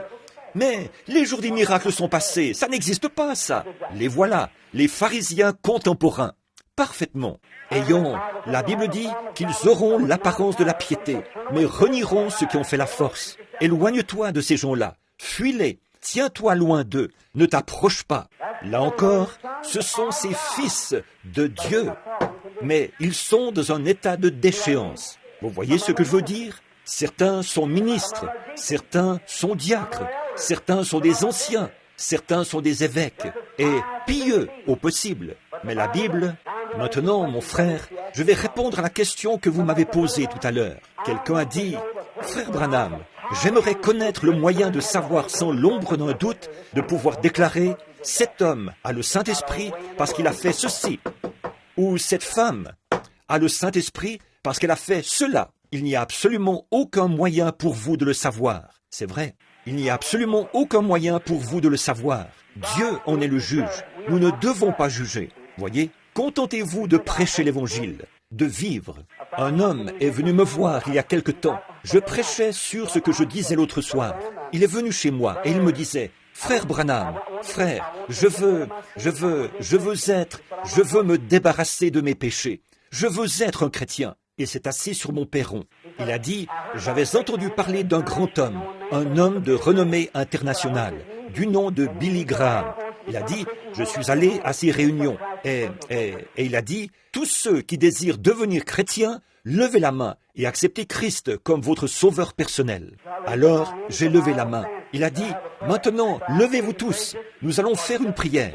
Alors, je suis resté là et j'ai prié en toute sincérité. Il a dit, mais je n'étais pas plus avancé. Il a dit, ensuite, je suis allé à la réunion d'Oral Roberts. Il a dit, j'avais entendu parler de lui et j'avais entendu dire qu'ils étaient tous remplis de joie. Il a dit, je suis allé voir Oral Roberts et je lui ai demandé, que dois-je faire pour devenir chrétien? Il a dit, retirez-vous là-bas. Je lui ai dit que j'avais levé la main à la réunion de Billy Graham. Il a dit, restez dans cette pièce là-bas jusqu'à ce que vous soyez tellement remplis de joie que vous parliez en langue. Il a dit, j'y suis allé et j'ai prié jusqu'à ce que je parle en langue. Il a dit, je suis ressorti, je n'étais pas plus avancé. Il a dit, puis je suis allé à une autre réunion. Et là, ils m'ont dit que je n'avais pas encore été sanctifié. Ils m'ont dit qu'il fallait que je sois sanctifié, que j'éprouve une grande joie, de sorte que je pousse des cris, que j'éprouve assez de joie pour ça. Alors, j'ai prié et j'ai prié jusqu'à ce que je pousse des cris. Il a dit, là encore, j'ai dit, frère, chacune de ces choses-là est correcte. Chacune d'elles est bonne. Lever la main, parler en langue, pousser des cris, je crois à tout ça. Mais malgré tout, ce n'est pas ça qu'il faut. Vous voyez, ce qu'il faut, c'est accepter la personne, Jésus-Christ. Vous voyez, ce n'est pas... Ces choses-là, ce sont des attributs. Pousser des cris, parler en langue, courir, pousser des cris, pleurer, prier et quoi encore, ce sont seulement des attributs qui accompagnent cela. Avant toute chose, il faut accepter la personne, Jésus-Christ. Voyez? Alors, il n'y a pas de preuves qui nous permettent de déclarer cela. Parce qu'un homme pleure, j'ai vu des hommes pleurer et verser des larmes de crocodile. Et il demeure le grand pécheur qu'il a toujours été. Écoutez, Jésus nous a comparés à des brebis. Pas vrai? Le berger connaît ses brebis. Est-ce que quelqu'un ici a déjà entendu crier un bouc? Eh bien, frère, il faut vraiment être berger si vous voulez les différencier. Un bouc crie exactement comme une brebis. Ah oui, qu'un petit bouc se retrouve coincé quelque part là-bas. Une petite brebis, de son côté, qui fait « bé » et l'autre qui fait « bé ». C'est exactement pareil. Et je l'ai entendu prosterné devant l'autel, qui pleurait et qui pleurait. « Oh Dieu !» Il sanglotait sans arrêt comme ça. « Oh Dieu !» Et c'est toujours un bouc, c'est vrai. Pousser des cris. Oh là là, j'en ai vu pousser des cris au point qu'ils étaient vraiment... Ils couraient d'un bout à l'autre de la salle. Ils sautillaient et ils poussaient des cris. Maintenant vous dites, frère Branham, vous ne croyez pas qu'il soit bon de pleurer? Comprenez-moi bien. Certainement, je crois qu'il est bon de pleurer. Mais ce que je dis, c'est que ce n'est pas une preuve, vous voyez, parce que l'un et l'autre pleurent. J'en ai vu pousser des cris à plein poumon. Oui, monsieur, faire toutes sortes de choses comme ça. Et c'était bien loin du compte. Vous savez de quoi je parle. J'en ai entendu parler en langue et repartir mener n'importe quel genre de vie, faire n'importe quoi. Ce n'était pas un signe. Mais direz-vous, vous êtes contre ça? Mais non, je crois au parler en langue. C'est le don de Dieu dans l'Église. Si je retirais ça, je retirerais une partie de Dieu. Si je retirais ma langue de mon corps ici, je n'aurais plus un corps complet. Dans le corps de Jésus-Christ, il y a des langues. Dans le corps de Jésus-Christ, ici, il y a des langues. Si vous retirez ça, vous retirez une partie de Christ. Mais malgré tout, vous ne pouvez pas dire que ça, c'est le corps. Vous voyez? Voyez? Seulement, voilà, il s'agit d'accepter la personne, Jésus-Christ. Et alors ces autres choses entrent et elles s'ajustent parfaitement. Que chaque membre de ce corps, ce matin, que ce petit groupe de gens, si nous pouvions faire descendre le rideau de chaque côté et que chaque personne ici reçoive la personne, Jésus-Christ, il n'y aurait jamais de prise de bec, il n'y aurait jamais de dispute, il n'y aurait qu'un amour parfait. Mais malgré tout, vous croiriez encore ceci et vous croiriez encore cela. Mais ce serait tellement rempli d'amour que vous... Voyez, c'est ça. Or Jésus a dit, c'est à leurs fruits que vous les reconnaîtrez. Et le fruit de l'esprit, c'est l'amour, la joie, la paix, la patience, la bonté, la douceur, la bienveillance. Maintenant, je vais vous présenter mon opinion de ce qui, selon moi, se rapproche le plus d'une preuve qui indiquerait qu'un homme est un chrétien. Ce qui s'en rapproche le plus, à ma connaissance. Vous savez ce que c'est? Le travail de l'âme. Une personne qui a constamment tellement faim et soif de Dieu. Ils sont tout simplement jour et nuit. Pour eux, c'est presque insoutenable. Il faut absolument qu'ils fassent quelque chose pour Dieu. Ils sont remplis d'amour. Ils sont vraiment... C'est un travail de l'âme. Ils sont en travail tout le temps. La Bible dit, celui qui va en semant avec larmes reviendra certainement avec allégresse quand il portera ses précieuses gerbes. Pas vrai? Toutes ces choses. Maintenant, regardez, si cette Église, si je disais ce matin au sujet de ce petit groupe de gens ici, et que Dieu dise, maintenant regarde, William Branham, c'est toi qui auras à rendre compte de ce groupe de gens-là, de ce que tu leur dis. Maintenant, veux-tu qu'ils poussent tous des cris? Bien sûr, je veux qu'ils poussent des cris. Veux-tu qu'ils parlent tous en langue? Je veux que chacun d'eux le fasse. Veux-tu qu'ils dansent par l'esprit? Je veux que chacun d'eux le fasse. Bon, d'accord, c'est très bien. Mais plus que toutes ces choses, que préférerais-tu les voir faire? Ce que je préférerais de mon Église, c'est que les gens aient sur leur cœur un si grand fardeau pour la prière, qu'ils restent ici, devant l'autel, qu'ils y soient jour et nuit et tout, et dans leur foyer, qu'ils soient constamment en prière, et qu'ils soient humbles, et qu'ils s'efforcent d'amener des gens à Dieu, qu'ils aillent à l'hôpital faire des visites, qu'ils rendent visite aux malades, et qu'ils s'efforcent d'amener les gens à venir à l'église et à faire ce qui est bien. C'est ce que je préférerais, plus que toutes les autres choses réunies. Bien que ces autres choses soient bonnes, elles ont leur place dans l'église. Mais même s'il fallait avoir ces choses, personnellement, c'est à ça que je donnerais la première place. Parce que si vous avez ça, les autres choses viendront. Oui. Vous voyez, si vous avez ça, si vous avez tellement faim de Dieu, les cris viendront. Si vous avez tellement faim de Dieu, le parler en langue viendra. Si vous avez tellement faim de Dieu et que vous continuez à avoir faim, continuez comme ça. Or, si vous voyez que vous devenez indifférent, souvenez-vous bien de ceci. Attention, il y a là un autre esprit qui cherche à s'introduire. Restez là, devant Dieu, dans l'humilité, l'âme en travail. Soyez simplement, ayez à la bonne manière ancienne. Je peux prouver par la Bible que la première fois que l'ange de Dieu est passé dans le pays, afin de sceller du Saint-Esprit, il a scellé uniquement ceux qui gémissaient et qui soupiraient à cause des abominations commises dans la ville. Ézéchiel chapitre 9. Pas vrai? Il a marqué d'un sceau le front de ceux qui soupirent et qui gémissent à cause des abominations commises dans la ville. Maintenant, je veux vous poser une question. Je vais vous poser à vous cette question. Nous allons terminer maintenant. Je vais faire aussi vite que possible. Qu'est-ce qui se produirait aujourd'hui si le Saint-Esprit passait dans Jeffersonville, dans New Albany et dans Louisville, afin de sceller ceux qui, cet après-midi, seraient à la maison? Oh Dieu, envoie un réveil. J'ai tellement faim d'avoir une réunion. Oh Dieu, regarde les péchés de cette ville. Oh, n'est-ce pas terrible? Oh Dieu, oh, je t'en prie, envoie un réveil. Oh Dieu, envoie un bon prédicateur. Envoie quelqu'un. Oh Seigneur, que le Saint-Esprit, où est-ce qu'il mettrait son sceau? Réfléchissez à ça. Bon, mais frère Branham, qu'est-ce que vous voulez dire par là? Ce que je veux dire, et je le dis avec respect, là, en marchant sur des fils ténus. Je crois que ce jour-là est presque terminé. Ceux qui sont entrés, voilà, ils sont entrés. Voyez, les portes sont en train de se fermer. On n'a plus ce fardeau. Billy Graham a fait des réunions partout dans le pays, de même qu'Oral Roberts et tous les autres. Nous avons pleuré et prié et tout fait. Mais, vous voyez, les portes sont en train de se fermer. Que celui qui est souillé, je cite l'Écriture, se souille encore. que celui qui est juste pratique encore la justice, que celui qui est saint se sanctifie encore. Je crois que les portes pour les nations sont en train de se fermer. Voyez, le jour, la période de cette saison-là est presque terminée. Il n'y en aura plus que quelques-uns qui entreront. C'est pour cette raison que vous n'arrivez plus à avoir ce genre de réunion-là. C'est qu'il n'y a plus de travail de l'âme. Vous ne réussissez plus à voir ce fardeau. Je me rappelle, il y a des années, on entend toujours les gens parler des allées recouvertes de sciure et des choses qu'il y avait dans le tabernacle. Ce n'est pas ça qui produisait plus de ces choses, pas du tout. Mais à cette époque-là, c'était nouveau. Dieu était en train d'appeler son Église. J'ai vu des gens sangloter et pleurer et rester prosternés devant l'autel des nuits entières. J'allais chez eux et en s'approchant, on les entendait là, dans leur chambre à coucher. Des hommes et des femmes qui pleuraient. Oh Dieu!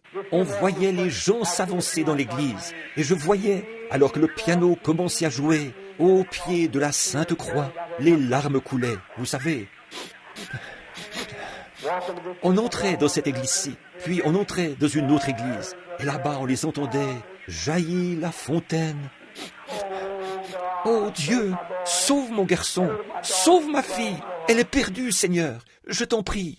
On ne voit plus ça. Qu'est-ce qu'il y a? L'Esprit de Dieu s'est retiré. Jésus a prédit ceci, que l'amour, parce que l'amour du plus grand nombre, que leur amour défaillirait, que, parce que l'iniquité se serait accrue, l'amour du plus grand nombre défaillirait.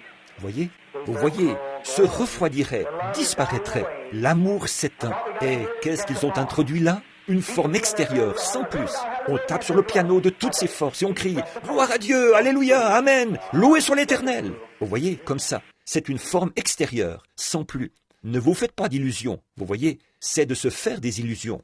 Vous voyez, écoutez, frères, tant que j'y vais, comme ça, je ne parle pas de notre tabernacle, je parle de ce que je vois partout aux États-Unis. C'est devenu une forme extérieure, sans plus. On essaie de simuler ce qu'on avait autrefois. Et ce travail de l'âme, ça, c'est presque terminé. Oh, frères, sœurs, que Dieu ait pitié de nous, que Dieu ait pitié. Regardez les réveils et ces choses qui ont lieu, où on cogne dur, et on cogne dur, et on cogne dur, et où on prêche l'évangile plus clairement. Regardez ça aujourd'hui. Dès que le réveil se termine, les voilà repartis. Savez-vous quoi? Permettez-moi de dire ceci. Je ne sais pas pourquoi je n'arrive pas à me détacher de ceci. Mais regardez, Jésus a dit, le royaume des cieux est semblable à un homme qui a jeté un filet dans la mer. Et quand il a ramené plusieurs espèces d'animaux marins. Évidemment, il a ramené des tortues, il a ramené des serpents, il a ramené des langoustes, des insectes marins, des poissons. Voyez? Et je crois que le filet... Maintenant, regardez. Ici, il y a une tortue. Et ici, il y a un poisson. Cette tortue, si elle est une tortue, elle ne peut rien y changer. C'était une tortue au départ. Sa nature est celle d'une tortue. Un point, c'est tout. Maintenant, souvenez-vous, j'avais dit que j'allais avoir de la prière. Vous voyez, c'était une tortue au départ. C'est une tortue maintenant. Si c'était un serpent au départ, c'est un serpent maintenant. Si c'était un insecte marin au départ, et je crois qu'on a jeté le filet. Maintes et maintes et maintes fois. Si bien que presque tous les poissons ont été retirés de l'étang. C'est pour cette raison qu'ils disent « Eh bien, j'ai levé les mains, gloire à Dieu, je veux être sauvé, loué soit l'Éternel !» Et quelques jours plus tard, « Oh Lydie, tu sais bien que ces choses-là, ce sont des absurdités. Ce doit être vrai. Pourquoi? La nature qu'il y a ici, à l'intérieur, est celle d'un insecte marin. Au départ, c'était celle d'un serpent, dès le départ. On a passé le lac au peigne fin, et presque tous les poissons en ont été retirés. On asséchera le filet. Jésus viendra, il recueillera alors ces poissons. Vous voyez ce que je veux dire? Oh, s'il y a la plus petite trace de christianisme en vous, s'il y a en vous le moindre désir de servir Dieu, accrochez-vous à ça de toutes vos forces ce matin et chérissez-le de tout votre cœur. Les fils de Dieu prirent les filles des hommes. Bien sûr, c'étaient des fils de Dieu. Aujourd'hui, ils sont encore des fils de Dieu, mais ce sont des fils de Dieu déchus. Certains d'entre eux, sur le plan de l'écriture, ils peuvent la prononcer. Et comment? Ce sont des fils de Dieu. Vous savez, Satan était le bras droit de Dieu. Vous savez, il en connaît plus sur l'écriture que n'importe quel théologien du monde aujourd'hui. Vous parlez il cause tout un remue-ménage dans les séminaires, en particulier dans celui des baptistes là-bas, où on déclare que Jésus-Christ est né d'un Romain ou d'un soldat allemand. J'ai un livre là-dessus. Je vais vous montrer ça un de ces jours. Très bien. En vitesse. Exode. Oh, on ne viendrait jamais à celle-là, à moins de la remettre dans la pile. Je vais y répondre en vitesse, là. Je sais que je prends beaucoup de votre temps. Pouvez-vous me supporter encore quelques minutes? Est-ce que les 144 000 dont il est fait mention dans l'Apocalypse sont le reste des Juifs qui nous aura part à l'enlèvement de l'Église? Verso. N'est-ce pas qu'Israël, du commencement de... Ils ont commencé... Excusez-moi. Se réfère au temps du... Excusez-moi un instant, jusqu'à ce que je déchiffre ça. Ça a été transmis, mis en vitesse sur papier. S'accomplir pendant les 1000 ans de Christ, plutôt que dans ce que l'homme pourrait vivre, comme nous le déclarent ces hommes religieux contemporains? Oui, monsieur. Un instant là, pour que ce soit bien compris. La question c'est, est-ce que les 144 000 dont nous sommes un reste, je veux nous rectifier celle-là d'abord, juste pour m'assurer que vous voyez, les 144 000, est-ce que les 144 000 dont il est fait mention dans l'Apocalypse sont le reste des Juifs, alors qu'il aura part à l'enlèvement de l'Église? Est-ce que les 144 000, maintenant juste, je veux que ce soit clair dans mon esprit avant d'aborder ça. Est-ce que les 144 000 dont il est fait mention dans l'Apocalypse sont le reste des Juifs qui aura part à l'enlèvement de l'Église? Je veux répondre à celle-là pour commencer. Les 144 000 sont le reste des Juifs, mais non pas l'Église qui a été enlevée. Voyez, maintenant regardez dans l'Apocalypse au chapitre 6, c'est ce que vous verrez. Ensuite, nous prendrons l'autre partie au verso. Ils ont là une autre question. Remarquez ces choses. Très bien. Maintenant, regardez Apocalypse 6. C'est là que vous verrez ça. Voyez? Maintenant, nous allons commencer. Là, il parle des cavaliers et tout qui sont sortis. Quand ils ouvrirent Prenons le verset 9 du chapitre 6 de l'Apocalypse. Quand il ouvrit le 5e sceau, je fais erreur. Je n'ai pas le bon chapitre. C'est au chapitre 7. Après cela, je vis 4 anges debout aux 4 coins de la terre. Oh, quelle belle question! Et combien peu de temps nous avons pour y répondre? Et ensuite, prier pour les malades. Après cela, je vis 4 anges debout aux 4 coins de la terre. Ils retenaient les 4 vents de la terre, afin qu'il ne soufflât point de vent sur la terre, ni sur la mer, ni sur aucun arbre. Et je vis un autre ange qui descendait du ciel et qui tenait le sceau du Dieu vivant. Oh, assurément, c'est une question magnifique. Voyez, maintenant, observez un tableau dramatique. Jean dit ici, maintenant, il n'est plus sur la terre. Il a été ravi en esprit, et il regarde sur la terre. Et il a vu 4 anges, debout aux 4 coins de la terre, qui retenaient les 4 vents de la terre. Or, des vents, dans la Bible, je n'ai pas le temps de vous présenter les références bibliques là-dessus, mais nous pouvons répondre à ceci. Si la réponse n'a pas été donnée correctement, alors j'y reviendrai une autre fois. Les vents dans la Bible signifient des guerres et des conflits. Par exemple, à l'époque de Job, vous vous souvenez, les vents sont venus, ce qui a ôté la vie de ses fils. Vous savez ce que je veux dire. Ce sont des ennuis, voyez? Et je vis 4 anges ou 4 messagers. Ils étaient debout aux extrémités aux 4 coins de la terre. Ils retenaient les 4 vents. Il cria d'une voix forte aux 4 anges à qui il avait été donné de faire du mal à la terre et à la mer. Or, c'est de la venue du Seigneur qu'il parle, voyez? Et il dit, ne faites point de mal à la terre, ni à la mer, ni aux arbres, jusqu'à ce que nous ayons marqué du sceau le front des serviteurs de notre Dieu. Des serviteurs. Or, souvenez-vous, l'Église, ce n'est pas ses serviteurs. Nous sommes ses fils et non ses serviteurs. Le juif est toujours son serviteur. L'Église, ça n'a jamais été ses serviteurs. Ce sont ses enfants, voyez, les serviteurs. Et j'entendis le nombre de ceux avaient été marqués du sceau. 144 000, tous des tribus des fils d'Israël. Maintenant, regardez, tous des Juifs. Maintenant, regardez bien. De la tribu de Juda, 12 000, marqués du sceau. De la tribu de Ruben, 12 000. De la tribu de Gad, 12 000. De celle d'Azer, 12 000. De celle de Nephtali, 12 000. Et ainsi de suite. Celle de Siméon, 12 000. Celle d'Azer, 12 000. Celle de Zabulon, 12 000. Celle de Benjamin, 12 000. Des 12 tribus d'Israël. Alors, 12 fois 12 font combien? 144 000. Maintenant, regardez bien. Tous des tribus des fils d'Israël. Maintenant, regardez bien. Eux, c'étaient des serviteurs de Dieu. Maintenant, peut-être que je pourrais éclaircir cela. Maintenant, regardez bien. Après cela, et voici, je vis une grande foule que personne ne pouvait compter. Maintenant, voici un autre groupe, vous voyez, de toutes nations, tribus, langues et peuples qui se tenaient devant le trône et devant l'agneau, avec de blanches, avec l'agneau revêtu de robes blanches et des palmes dans leurs mains. Et ils criaient d'une voix forte en disant: écoutez-moi cette réunion remplie de la puissance du Saint-Esprit. Le salut est à notre Dieu qui est assis sur le trône et à l'agneau. Et tous les anges, tout autour du trône et des vieillards et des 4 êtres vivants, se prosternèrent sur leurs faces devant le trône et ils adorèrent Dieu en disant: Amen, la louange, la gloire, la sagesse, l'action de grâce, l'honneur, la puissance et la force, soit à notre Dieu au siècle des siècles. Amen.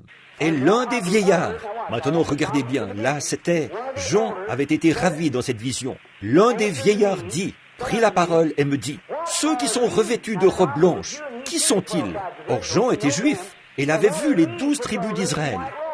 Il les avait reconnus. Mais qui sont-ils? Et d'où sont-ils venus? Eux, d'où sont-ils venus?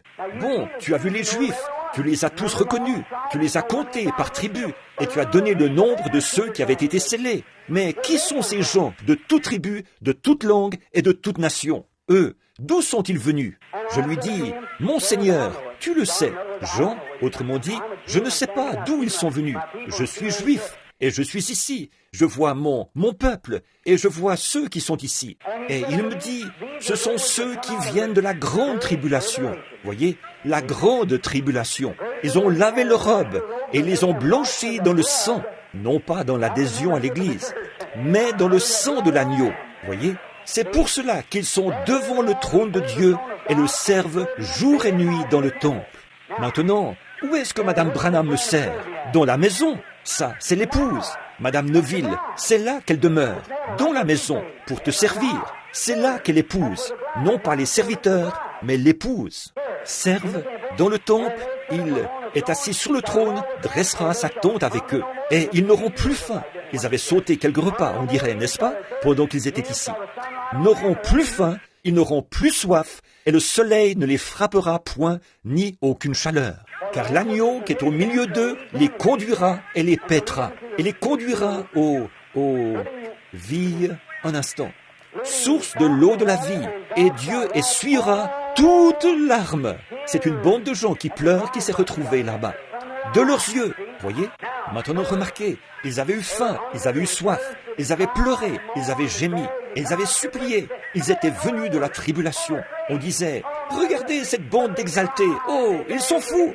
Oh là là, oui, voyez, mais ils avaient pleuré, et ils avaient supplié, ils ne s'étaient pas querellés, ils ne s'étaient pas énervés.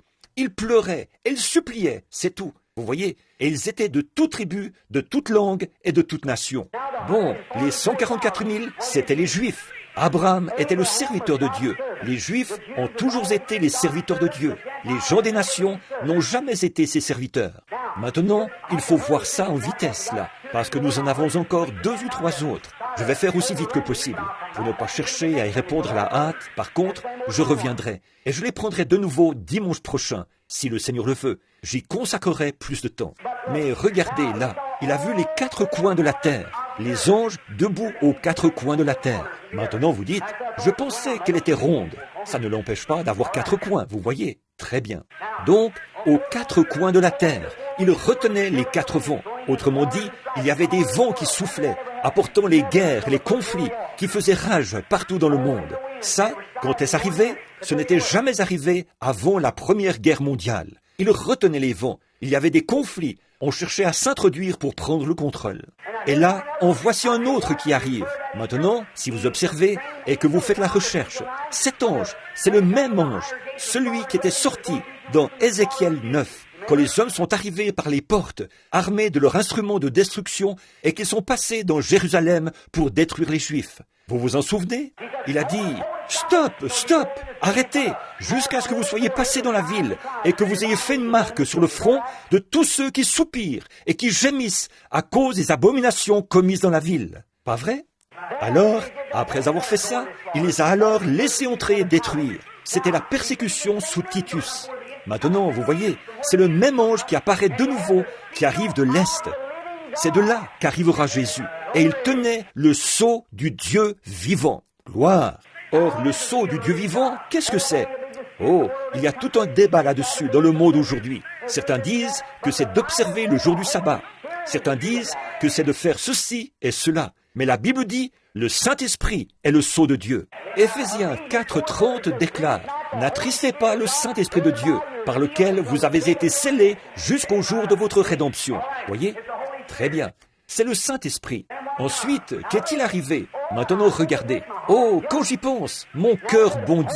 Là, il a dit, retenez les 4 vents, jusqu'à ce que, autrement dit, nous ayons marqué du sceau le front des serviteurs de notre Dieu. Les serviteurs, les Juifs, j'en sais retourné, il a dit, j'en ai vu 144 000 qui avaient été marqués du sceau. Or, tous les vents avaient commencé à souffler et ils auraient couvert la terre. Le combat d'Armageddon aurait eu lieu lors de la Première Guerre mondiale. Mais maintenant, il faut que j'introduise un autre passage de l'Écriture ici pour vous montrer ce qu'il en est. Jésus a parlé des gens qui, il a dit, quelques-uns sont venus à une certaine heure et à une autre heure. Et il y a eu des gens de la 11e heure. Les gens de la 11e heure. Maintenant, vous qui êtes spirituels, lisez entre les lignes, parce qu'il faut que j'en saute ici, que je me dépêche. Maintenant, regardez, ils sont venus, les gens de la 11e heure. Et juste, les premiers sont venus et ils ont reçu 1 denier. Les suivants sont venus et ils ont reçu 1 denier. Et les gens de la 11e heure ont reçu 1 denier. La même chose que ce qu'avaient reçu les premiers. Pas vrai? La 11e heure. Maintenant, observez, le juif, c'est le point de repère. Nous le suivons là. Maintenant, quand il y a eu la Première Guerre mondiale, c'est là que tous les Juifs, ils ont été dispersés parmi toutes les nations, comme cette première écriture sur laquelle on a posé une question aujourd'hui. Il allait les disperser parmi toutes les nations, et les voilà tous. Et voici, les vents sont venus sur Jérusalem, partout, une guerre mondiale. Et il a dit, stop, arrêtez, jusqu'à ce que nous ayons marqué du sceau les serviteurs de notre Dieu. Autrement dit, nous les ramenons de toutes les nations, de partout. Nous les ramenons, parce qu'il faut les ramener ici, afin de marquer du sceau les 144 000. Stop! Et la Première Guerre mondiale s'est terminée le 11e mois de l'année, le 11e jour du mois, la 11e heure du jour, pour que les gens de la 11e heure puissent entrer. Le dernier appel adressé aux Juifs. Et il va recevoir le même baptême du Saint-Esprit qu'eux avaient reçu là-bas à la Pentecôte, au commencement. Il va être baptisé de la même manière. Et tous les gens de la 11e heure qui arrivent. Il a dit, retenez-les là, jusqu'à ce que nous ayons marqué du sceau. Combien de temps vas-tu les retenir? Jusqu'à ce que nous ayons marqué du sceau les serviteurs de notre Dieu.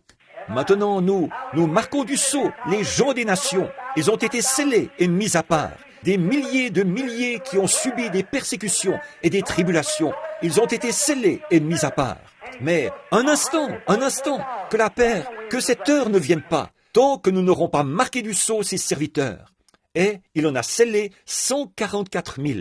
Et alors, les vents ont pu se déchaîner de nouveau. Maintenant, remarquez, et depuis la Première Guerre mondiale, il y a eu une persécution continuelle contre les Juifs. Hitler s'est élevé pour la Seconde Guerre mondiale. Et à ce moment-là, il s'est mis à... Quoi? Il se proposait d'écraser le monde entier. Pas vrai? Il se proposait de l'écraser d'un bout à l'autre. Oui, certainement. Il fallait que ce soit le communisme partout. Vous vous souvenez, quand ils avaient voulu me mettre en prison, là-bas, c'est exactement ce que je prêchais, ici, à la salle Redman, ce soir-là. Oui, monsieur, j'ai dit, il y aura 3 isthmes, et ils finiront tous dans un seul isthme. Et ce isthme amènera une persécution, ce qui fera revenir Jésus-Christ sur la terre. Et c'est exactement ça. C'était le communisme, et Hitler, et les nazis, et tout. Et ce qu'il en était du fascisme, avec Mussolini, Hitler et Staline. J'ai dit, l'un d'eux prendra la prééminence. Je ne sais pas lequel, mais je crois que ce sera le roi du Nord. Sûrement que vous vous souvenez de ces choses-là. Elles ont été enseignées ici. Frère Mahony, et ceux d'entre vous qui étaient là à l'époque, vous savez ça. Et ils m'ont dit, si vous prêchez ça, et cette affaire du NRA, j'ai dit, ce n'est pas ça qui est la marque de la bête. Absolument pas. C'est un boycottage religieux. Pas ça. J'ai dit, ça, ce n'est qu'un signe avant-coureur pour que les gens se préparent, sachant que ceci, ce commencement, que c'est justement là le commencement des douleurs. C'est justement là que nous entrons là-dedans. C'est justement là que le moment approche. Maintenant, remarquez, à ce moment-là, donc, il s'est élevé une persécution contre les Juifs et on s'est mis à les persécuter, à les chasser de toutes les nations pour les faire rentrer à Jérusalem. Pas vrai? Tous. Ils se dirigent tout droit et il y en aura 144 000. Regardez un peu plus loin, dans l'Apocalypse, là où Jean, Monsieur Bohannon, ici il a dit, je ne suis pas arrivé à lire l'Apocalypse. Il a dit, là se tenait l'épouse sur le mont Sinaï. Il a dit, là se trouvait l'épouse, là-haut dans le ciel. Et il a dit, là se trouvait l'épouse, alors que le dragon lançait de sa bouche de l'eau pour lui faire la guerre. Il a dit, j'ai dit, Monsieur Bohannon, c'est qu'il y a erreur sur la personne. Ce que vous appelez là l'épouse, j'ai dit, ce sont les Juifs qui se tiendront sur le mont Sinaï, les 144 000. L'épouse, c'est exact, elle était dans le ciel avec Jésus. Et le dragon qui lançait de sa bouche de l'eau, il fera la guerre au reste de la postérité de la femme. Il s'agissait de ce groupe-ci qui devra subir ces choses, pas de celui-là. Voyez, le reste de la postérité de la femme, l'Église sanctifiée, mais qui n'avait pas reçu le Saint-Esprit. C'est à ces gens-là qu'il a fait la guerre. Voyez, les voilà. Il y a 3 tribus. Gardez toujours ces 3-là à l'esprit. Et ici, il a vu tout autour les 144 000, autour de cette grande épouse rachetée. C'est ce reste qui avait été laissé. Les voilà. Voilà les Juifs. Les voilà. Scellés. Les 144 000. Ici, il y a les gens qui avaient été sanctifiés, qui avaient refusé de recevoir le Saint-Esprit. L'Église lancera une persécution contre l'Église romaine, et les autres vont les persécuter. Mais l'épouse est déjà enlevée et se trouve dans le ciel. Les voilà, bien en place, exactement comme la Bible avait dit qu'ils seraient. Voyez? Donc, les 144 000, ce sont des Juifs, les serviteurs de Dieu. Et quand on leur prêchera l'évangile du Saint-Esprit et qu'ils recevront le baptême du Saint-Esprit, tout comme ils l'avaient fait au commencement, alors la dispensation des nations s'est terminée. L'Église est scellée et mise à part. L'enlèvement a lieu. Les jours des nations, l'évangile a été prêché partout, sans relâche, parmi les nations. On ramène la scène, en cherchant à sortir tous les poissons qu'il y a dans l'eau. Et regardez-les, les plus grands, leur prise, rien que des tortues, des araignées d'eau et ainsi de suite. Aussitôt que le réveil est terminé, ils retournent tout droit dans le monde. Les poissons sont presque tous déjà enfilés. Vous voyez ce que je veux dire? L'évangile a été prêché. On n'entend plus pleurer, on n'entend plus gémir, on n'entend plus soupirer, réclamer à grands cris le baptême du Saint-Esprit. Ils aiment bien entrer, oui, on impose les mains à des centaines d'entre eux, et ils s'emballent, et ils dansent peut-être, ou quelque chose comme ça. C'est bien, mais ça, ce ne sont que les attributs. C'est la personne de Jésus-Christ qui produit la chose authentique et qui garde cette personne à l'abri, en Christ, jusqu'à ce qu'il vienne. Voilà où il est. Et maintenant, voilà pourquoi il n'y a plus de pleurs. Les portes sont presque fermées. On jette le filet, et ce, presque pour la dernière fois. Il n'y en a qu'un petit nombre à ramener, comme ça, pour les faire entrer dans le royaume de Dieu. Les portes sont en train de se fermer. Alors, qu'est-ce qui doit arriver ensuite? Les Juifs doivent recevoir le Saint-Esprit, être baptisés au nom de Jésus-Christ. Sans cesse, on les a persécutés et on s'est moqué d'eux. Et là, dès qu'on leur représente le Saint-Esprit, ils reçoivent le baptême du Saint-Esprit. L'Église et nations partent dans l'enlèvement. Et ceux qui auront refusé et qui se seront contentés de marcher par la justification, le dragon, la puissance de Rome, l'Ancetto, il s'unira avec le communisme. Et c'est ainsi que l'Église subira la persécution. Les voilà, parfaitement bien décrits. Oh frères, alors que nous voyons venir ces choses, c'est pour cette raison que je prie. C'est pour cette raison que je crie à Dieu. Seigneur, je veux aller vers ces Juifs. Fais que je m'y mette, que j'aille là-bas, en Afrique, travailler auprès de quelques personnes des nations et de quelques mahométans là-bas. Fais que j'aille là-bas, en Inde, et que j'essaye de produire devant eux et de leur exprimer le vrai Seigneur Jésus-Christ, par ses puissances, ses miracles, son baptême et tout, et par le Saint-Esprit. Ensuite, quand ils arriveront à Jérusalem, frère Biller, c'est la question que tu posais. Quand ils arriveront à Jérusalem et qu'ils se tiendront là, disant, maintenant, si Jésus est le Fils de Dieu, qui est ressuscité des morts, il connaît les choses, tout comme il les connaissait là-bas au commencement. Il peut produire la même vie qu'il avait produite là-bas. Et s'il le fait, allez-vous l'accepter comme votre sauveur personnel? Et ensuite, démontrer que Dieu, par ses grandes puissances et par ces choses qui témoignent de la puissance de sa résurrection, qu'il est avec nous.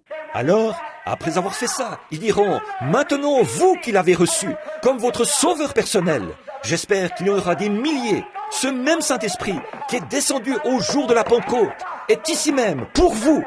C'est là que l'évangile retourne vers les Juifs, à ce moment-là. Alors, il y aura un réveil parmi les Juifs là-bas qui fera entrer des milliers et des dizaines de milliers et 144 000 d'entre eux dans le royaume de Dieu qui seront scellés par l'ange qui marque du sceau. J'ai confiance qu'il arrivera du côté de l'Est. C'est dans cette direction-là qu'il est par rapport à nous en ce moment, avec son sceau qu'il tient à la main. Alors, je veux faire partie de ce rassemblement-là. J'ai envoyé une persécution par ici et une persécution par là. Et j'ai fait fuir les Juifs. Je les ai chassés sans relâche. Ils ont été chassés et sont rentrés. De nombreux Juifs qui sont aux États-Unis, ils ne s'en échapperont pas, ont déjà reçu le Saint-Esprit. Mais j'ai tous ceux-là, les 144 000, qui sont là-bas, qui vont recevoir le baptême du Saint-Esprit. Et là, aussitôt que cet ange qui marque du sceau commence à sceller ces 144 000, la porte de l'Église des Nations se ferme. Et les Juifs apportent le Saint-Esprit aux Juifs. Et ils auront un réveil qui se répandra dans le monde entier. Alléluia! Et la puissance de Dieu se manifestera parmi les Juifs. Oh, comme c'est merveilleux! Oh là là! Je regarde ça en vitesse. Ésaïe, les fils de Dieu, ça on l'a vu. Maintenant, voyons un peu. Est-ce que l'Israël... Regarde si tu peux lire ça, frère. C'était écrit un peu serré et il a effacé à quelques reprises. Je vais en chercher une autre, s'il te plaît. N'est-ce pas que dans Ésaïe, le sens de forger des socs de leurs épées verra son accomplissement pendant le règne de 1000 ans de Christ, plutôt que dans quelque chose que l'homme pourrait apporter, comme nous le déclarent tant d'hommes religieux contemporains. Qui que vous soyez, mon cher frère ou ma chère sœur, on dirait que c'est une écriture d'homme. Mais de toute manière, qui que vous soyez, vous avez tout à fait raison. C'est là que des socs on forgera ou que des épées on forgera des socs. C'est là que sera instauré le règne du millénium. Et toutes ces sectes religieuses modernistes qui essayent constamment de faire entrer les gens dans le royaume de Dieu par l'instruction, c'est alors que Dieu lui-même entrera dans l'être surnaturel. Et par la puissance surnaturelle, il viendra un peuple qui croit au surnaturel.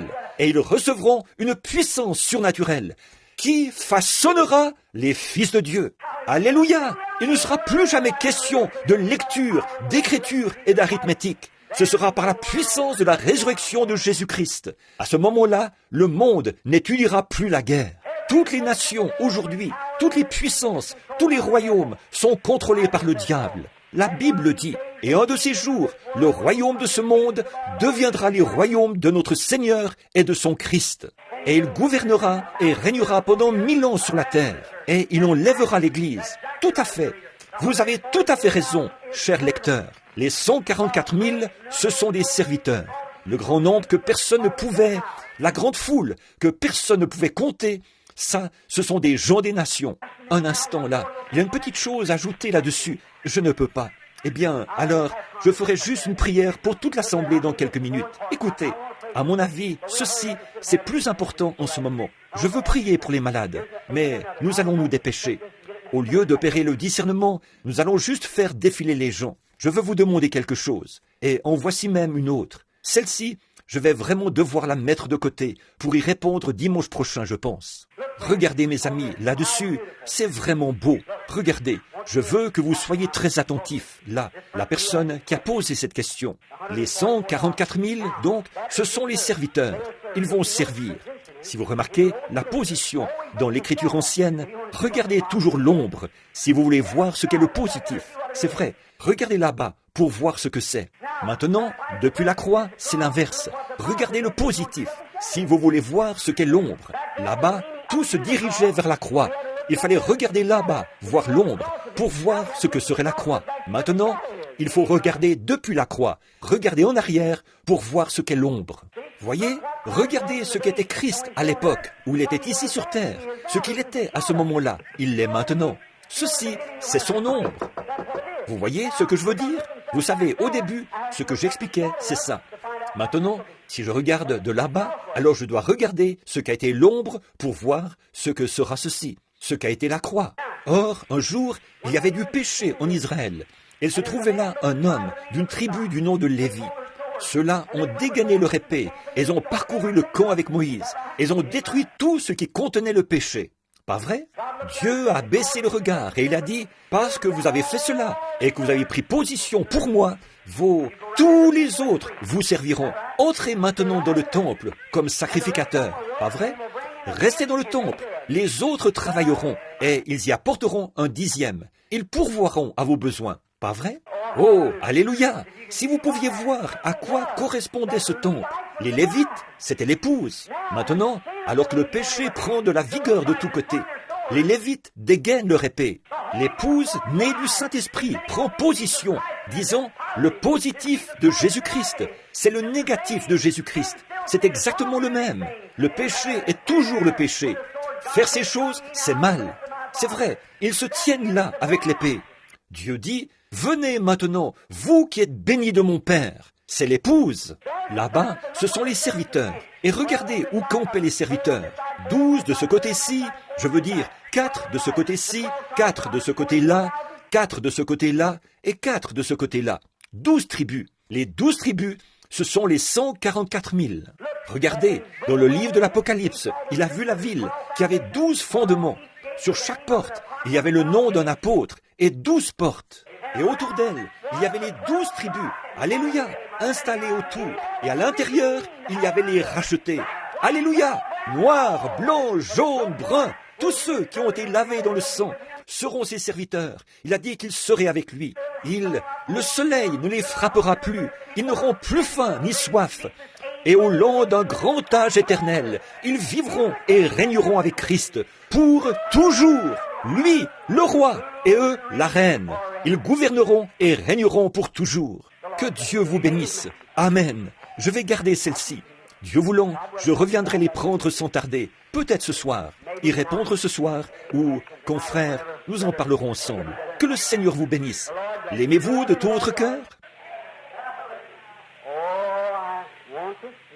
Je désire le voir face à face, et chanter pour toujours sa divine grâce.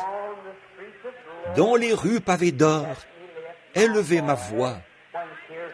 Mes soucis sont finis, je suis à l'abri.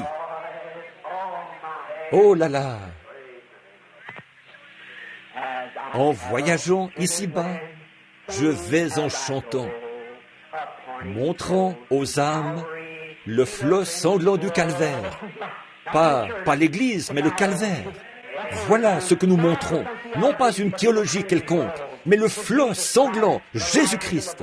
La vie est dans le sang, et il est le sang de Dieu, qui est notre vie, qui vit en nous maintenant. Béni soit le lien qui nous unit. Alors que nous allons prier pour les malades, j'aimerais avoir un chant spécial en ce moment. J'aimerais que sœur Gertie et sa fille s'approchent, si elles le veulent bien. Et c'est le vieux cantique, l'original. J'aimerais qu'elles me le chantent. Crois seulement. Je me souviens, je passais la porte, et c'est ce cantique qui m'a accompagné dans toutes les nations. Et j'aimerais qu'elle le chante. Elle a été la première à le jouer, la première que j'ai entendu le jouer. C'est un de mes copains qui l'a écrit, Paul Rader.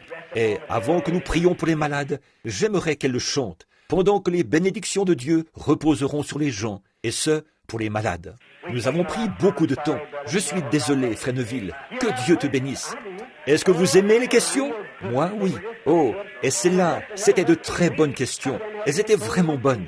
Et il y en a encore une autre pile. Et en fait, il y en a quelques-unes que nous n'avons pas encore approfondies. Oh, il y a tant de points à toucher pour y répondre. Que le Seigneur ajoute sa bénédiction. Maintenant, que chacun de vous concentre ses pensées sur Christ et passons des questions à la guérison divine. Combien sont ici pour qu'on prie pour eux? Levez la main. Ceux qui veulent qu'on prie pour eux. Très bien. Nous allons les faire venir à l'avant et prier pour eux dans un petit instant, dès que nos sœurs auront chanté ce magnifique cantique. Pendant que les gens se préparent, juste au-dessus de vous, il y a la promesse. Et ici, c'est son corps.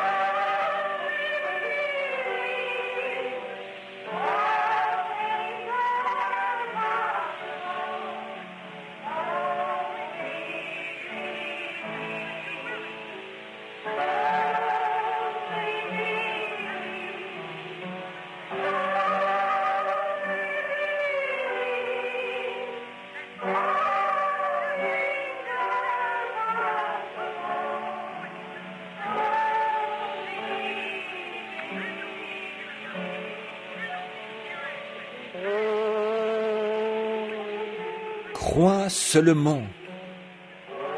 Crois. Maintenant, vous qui êtes malade, avancez-vous et placez-vous autour de l'autel. Maintenant, s'il vous plaît. Tout est possible. Crois seulement.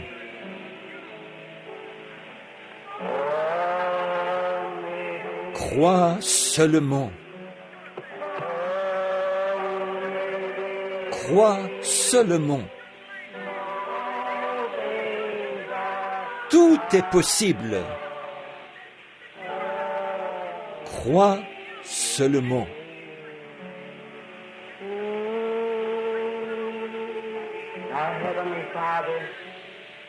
Maintenant, Père Céleste, nous sommes si reconnaissants aujourd'hui pour cette écriture et pour ce cantique. Crois seulement. Nous t'entendons dire à ce Père dont le Fils était atteint d'épilepsie, crois seulement, car tout est possible. Maintenant, nous prions, ô Dieu, alors que ces gens s'avancent à l'autel pour qu'on prie pour eux. Puisque ici, nous sommes le négatif, seulement le négatif. Le positif est là, autour de nous. L'esprit immortel qui était sur nous, lui ne mourra jamais. Il sera là tout au long des âges éternels. Aussi, nous allons de l'avant maintenant, nous qui sommes tes serviteurs loin, afin d'aider nos semblables à recevoir du secours. Et avec un seul objectif, Père, c'est qu'ils te glorifient. Et maintenant, que chaque personne qui est ici devant l'autel ce matin, malade, souffrante, que le Saint-Esprit accorde maintenant la guérison à chacune d'elles. Et nous qui sommes ton petit troupeau dont il était question dans ce cantique, que nos sœurs viennent de chanter, courage, cher troupeau. Nous savons, Seigneur, que c'est à eux que tu as trouvé bon de donner le royaume. Et nous savons que tu es toujours près de nous, car tu as dit, là où 2 ou 3 seront assemblés en mon nom, je serai au milieu d'eux. Tout ce qu'ils demanderont, je l'accorderai. Maintenant, en conformité avec la parole de Dieu, qui ne peut pas faillir, c'est la parole de Dieu. Alors, accorde la guérison à chacun, Seigneur. Ils sont debout ici, ils attendent. Comme nous allons les oindre d'huile, leur imposer les mains et réclamer leur délivrance, puissent-ils tous retourner à leur place, rentrer chez eux en te louant, parfaitement normaux et en bonne santé, et revenir ce soir, Seigneur, à la réunion, en donnant la louange et la gloire à Dieu pour leur guérison. Accorde-le, Seigneur. Et pendant que nous avons la tête inclinée, Frère Neville, viens avec moi, s'il te plaît. Je veux que Frère Freeman et Frère Ditzman, ou quelqu'un qui est ici, et Frère Cox, venez tous m'aider ici à l'autel. C'est au diacre de cette église que je fais appel en ce moment. Et pendant que nous prierons pour ces gens, si vous voulez bien les aider, je veux que toutes les personnes qui sont ici soient très sincères. Et pendant que nous prierons pour les malades, je veux que vous priez avec nous. Je vois un petit garçon, il est maintenant assis là-bas au fond. Tout à l'heure, il est sorti dans le couloir, il a fait une hémorragie. Le Seigneur Jésus a immédiatement arrêté le sang d'une manière merveilleuse. Voyez, que sa miséricorde soit louée, que son nom soit honoré. Voyez combien de personnes ont été guéries depuis quelques jours. Pensez un peu, le Seigneur Jésus, celui-là même qui était là-bas au jour des apôtres, est ici même en ce moment. Et ceci mène à terme le temps des nations. Un grand mouvement se déroule en ce moment parmi les croyants surnaturels, parce que nous croyons que Dieu est ici. Pensez un peu, votre corps glorifié est ici même, au tabernacle en ce moment. La présence du Saint-Esprit, qui est votre état glorifié. Vous êtes glorifiés en Christ, maintenant même. Ceux qu'il a justifiés, il les a glorifiés. Et votre propre corps glorifié est là, près de vous, maintenant même, en Jésus-Christ, afin de vous donner une force, comme quand on charge une batterie. Le Saint-Esprit est en vous. Il est là pour charger votre corps, afin de vous donner une force nouvelle, de vous guérir de votre maladie, de vous rétablir. Maintenant, je voudrais que l'Église, s'il vous plaît, avec nos sœurs, si elles veulent bien chanter de nouveau ce cantique au complet. Maintenant, chacun de vous qui êtes devant l'autel. Or, mes amis, si je suis un trompeur, je suis dans l'ignorance de cela. J'essaye d'être un chrétien, et c'est de tout mon cœur que j'essaye d'aider les gens. Et j'essaye de vous aider, vous, les enfants de Dieu. Et si j'aime mon Père Céleste, je vous aimerai, vous, ces enfants. Si juste de tromperie envers vous, J'aurais cherché à user de tromperie envers Dieu. Vous êtes ses enfants. Personne ne peut tromper Dieu. J'essaye de vous aider. C'est pour cette raison que Dieu bénit mes efforts. Ce sont peut-être de bien piètres efforts. Et certains d'entre eux, j'en ai honte. Dieu sait que j'en ai honte. Et je me repens de ces efforts. Mais je fais tout ce que je peux pour venir en aide au royaume de Dieu. Et pour vous venir en aide à vous, ses enfants. Recevez Jésus ce matin comme votre guérisseur, ici, sur l'estrade. Et vous retournerez à votre place et rentrerez chez vous normaux et en bonne santé. Maintenant, il a bien voulu guérir des centaines de personnes ici et des milliers de personnes partout dans le monde. Pourquoi est-ce qu'il ne vous guérirait pas? Croyez seulement. Très bien, sœur. Frère Neville, je veux que tu viennes les oindre.